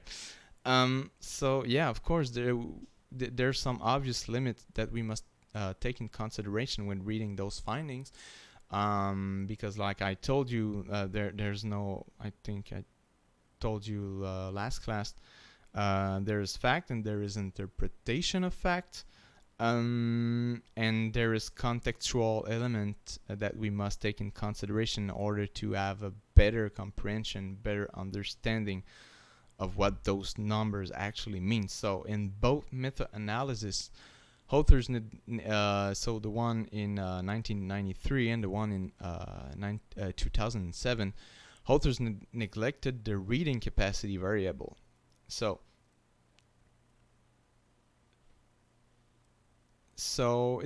By this, I meant that it's not because a student present writing disability that doesn't. Sorry, it's not that student not present. It's not because that they don't present writing disability means that they do not have reading disability. So make sure when you integrate Microsoft Word in your class, make sure that not only writing disability are are at the back of your head when integrating that kind of software, but also reading capacity of your students.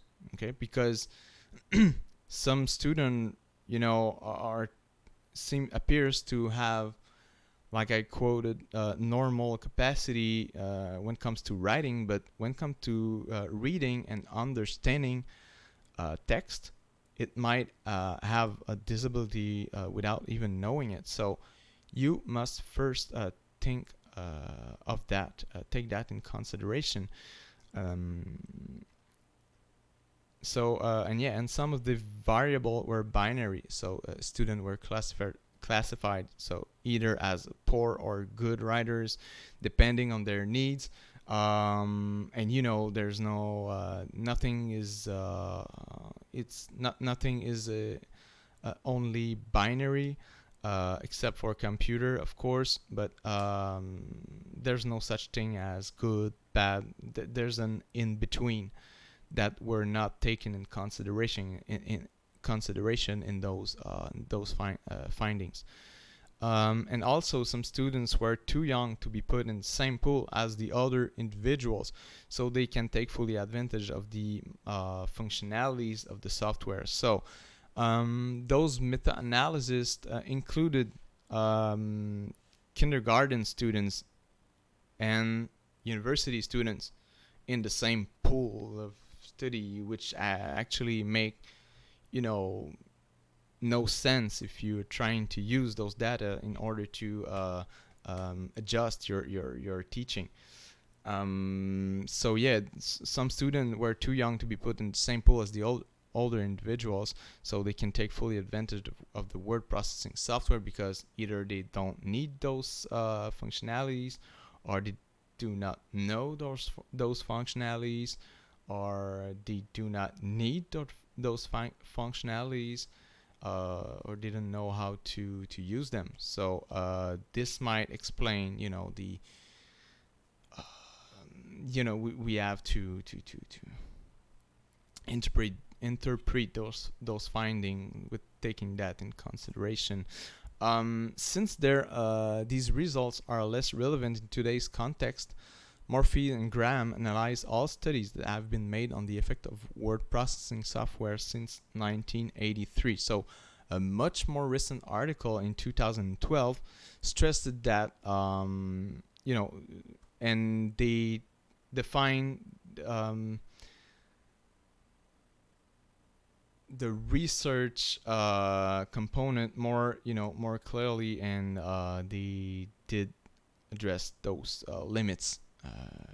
And those limits were, taken in consideration, like the population pool. Like I said, population of that study was basically students in grade 1 to 12. That study was made in the United States, who were targeted as weaker writer or reader. Those weaknesses were attributed to some risk factors, so a low social economic situation, some learning disabilities, etc., etc. So, and variable overall quality, development, organization of text, vocabulary, mechanical or grammatical correctness, length, and motivation. Self-reported motivation, as motivation can be hardly measured if it's not self-reported by the student itself, his or herself. Sorry. They did a more,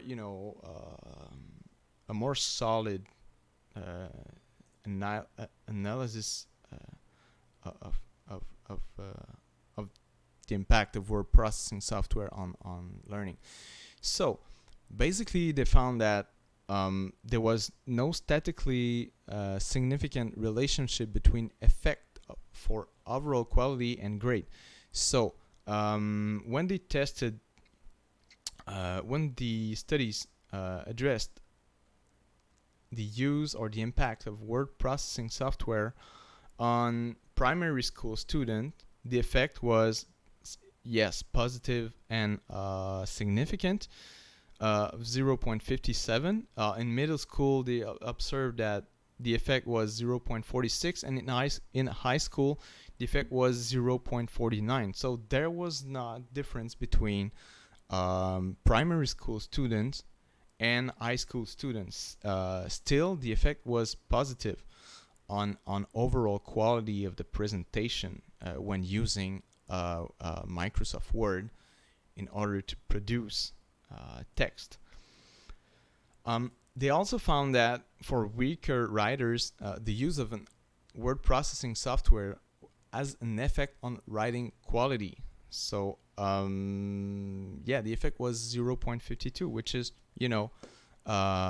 positive and significant, but still no difference between weaker, so-called weaker writers and the stronger writer. It also has an effect on production length, which means that students who wrote with the word process software, with Microsoft Word, has a tendency to write more words for the same for the same objective, the same goal.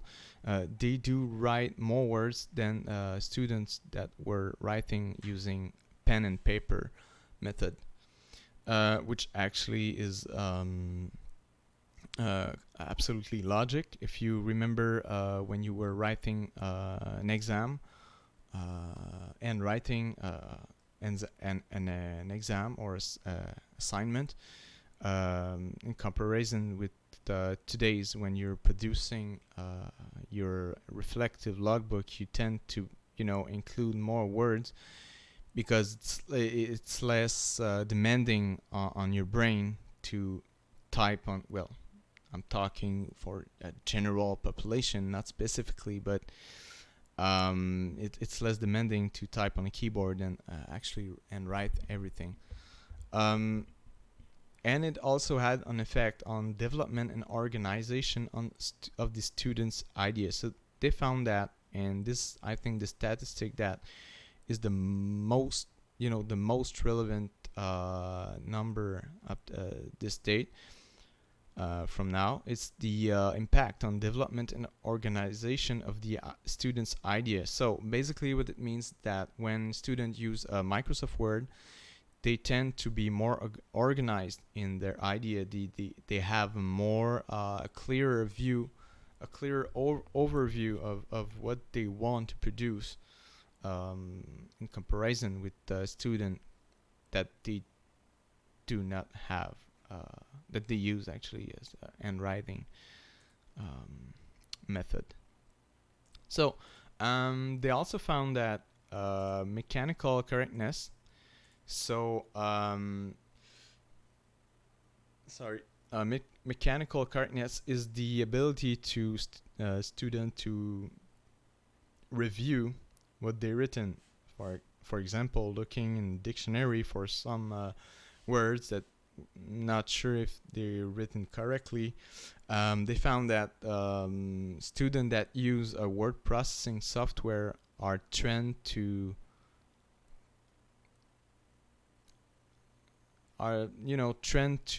correct more often their production than a student that handwrite, that use the handwriting method.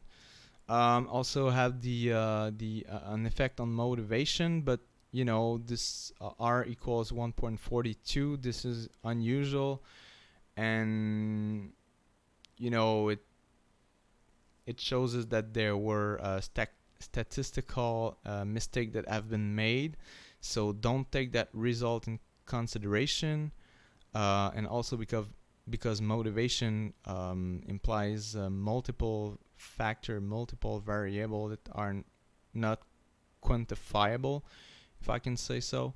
So just don't take in consideration the motivation finding. And also they found that personal preference for weaker writers and reader, so they do prefer, they were more likely to prefer the word processing software over the handwriting method when they were asked which one to choose. So and yeah, this study is in 2012, 8 years from now. Quite sure if we do ask our student if they prefer produce an essay on with pen and paper or an essay with mouse and keyboard, pretty sure that number would be more, much more higher than that. So yeah, so basically it has an effect on all of those dimension. Yeah,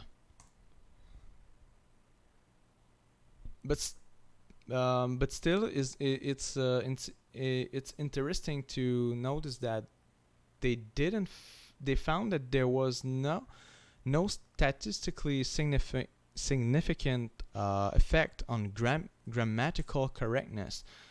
So it doesn't mean that using a word processing software engage the student in a more grammatically correct production.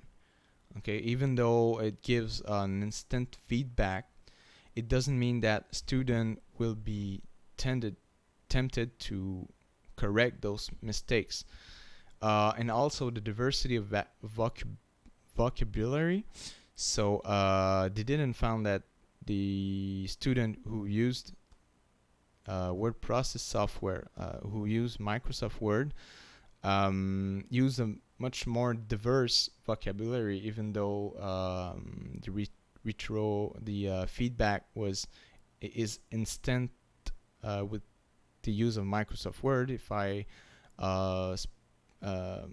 write a word not correctly, write a word, the software will tell me that there's a mistake, but it doesn't encourage a student to write word more diversity of vocabulary while using Microsoft Word in comparison with handwriting production. It would be interesting to know why, but you know, this is what number cannot tell us, unfortunately. So still there's two more slides before the end of today's class. So what does numbers have to tell us about the potential of word processing software in learning abilities? Well, these meta-analysis quantify the effect of word processing softwares on numerous dimensions of writing learning, but tells us less about the context in which those studies were driven. For example, is that a study that implies I don't know, assignments in history class or assignments in English class? So it doesn't tell us about that particular context, which you might found some differences. For example, mathematic class, probably the pen and paper method would be prioritized over the Microsoft Word for obvious reasons. It also gives us not much information about how word processing software influences the writing process strategies. For example, on planification, drafting, organization of the student's idea, of course. It has a positive effect, but it doesn't mean that we know much more about how it influenced the writing process strategies, so planification, drafting, revision, etc., etc. So how it influenced the student's action of planificating, how it influenced the student's action of revising all the words he's putting on uh, in his essay.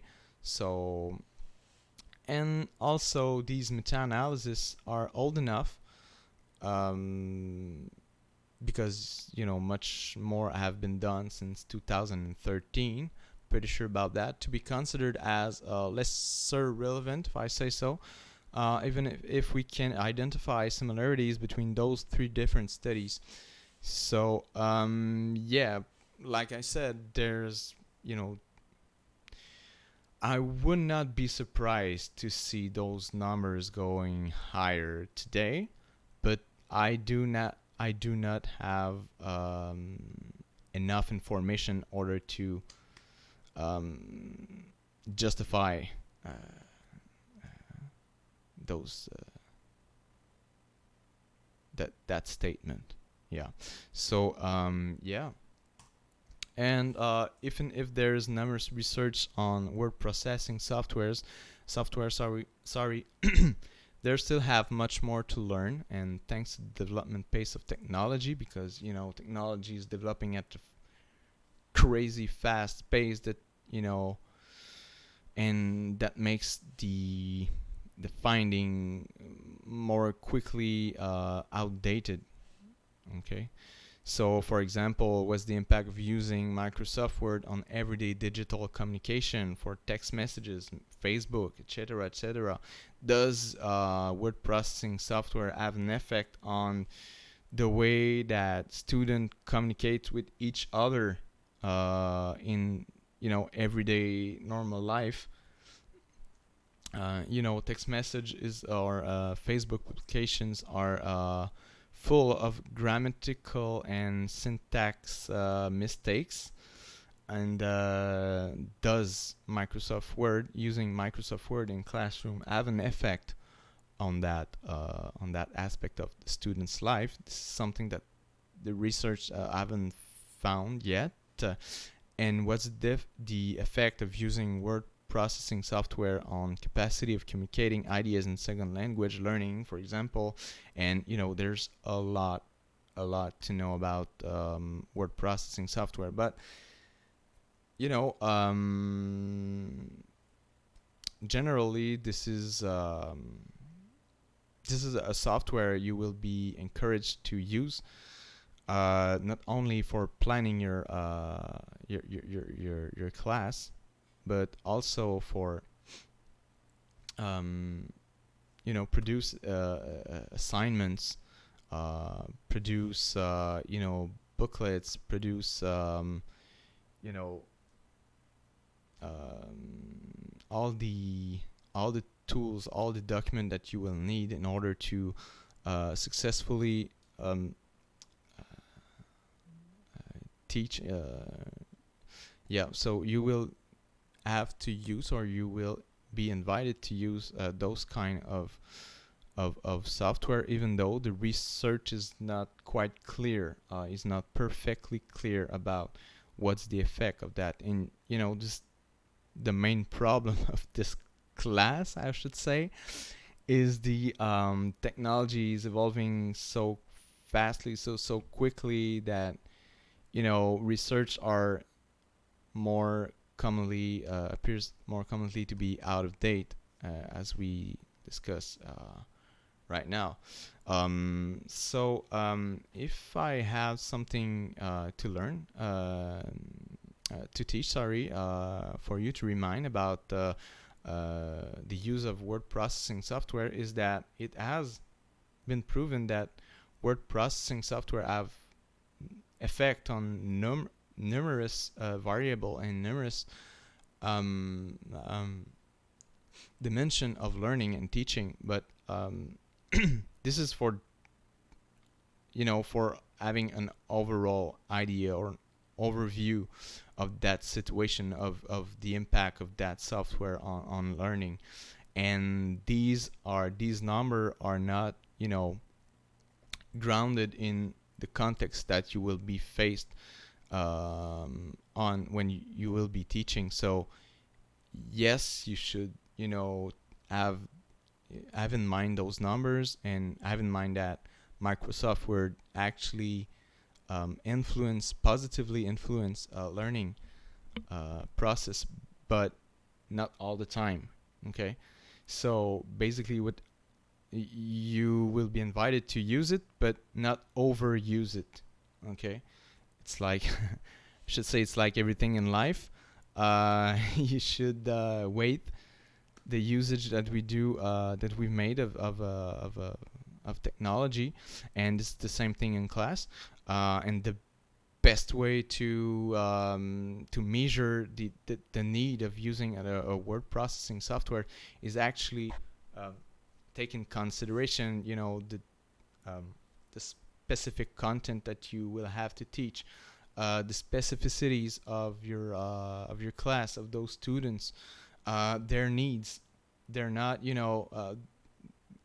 teaching is not a one direction communication. It is, an exchange between teachers and student, and in order to make that exchange,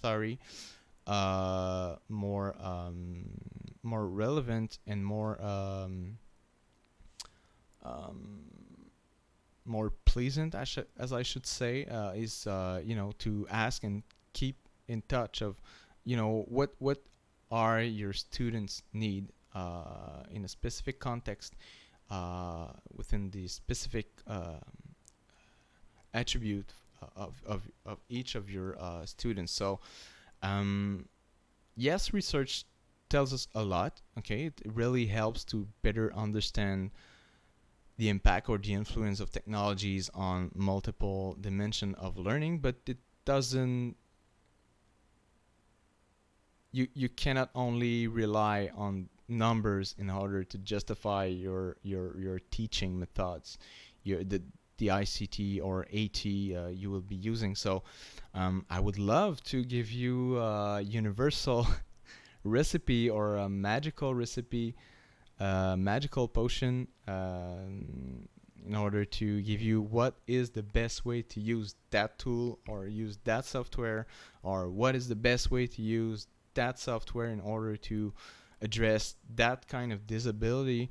But it just doesn't work that way, and this is the I wouldn't call it a problem, because it is a beautiful problem. But this is the beauty of teaching, is that every situation makes teaching method need to be adapted in order to answer that particular context. So I think this is what sums up what I had to tell you about for today's class. Do you have question on what was presented to you today? Right away. If you do not have question that comes in mind right now, as usual, you can send me emails. I will answer as quickly as I can. And make sure that you take the time to go outside. I know we're in a difficult situation right now, but still doesn't mean that you cannot take fully advantage of our beautiful sunny day that we have today. So yeah.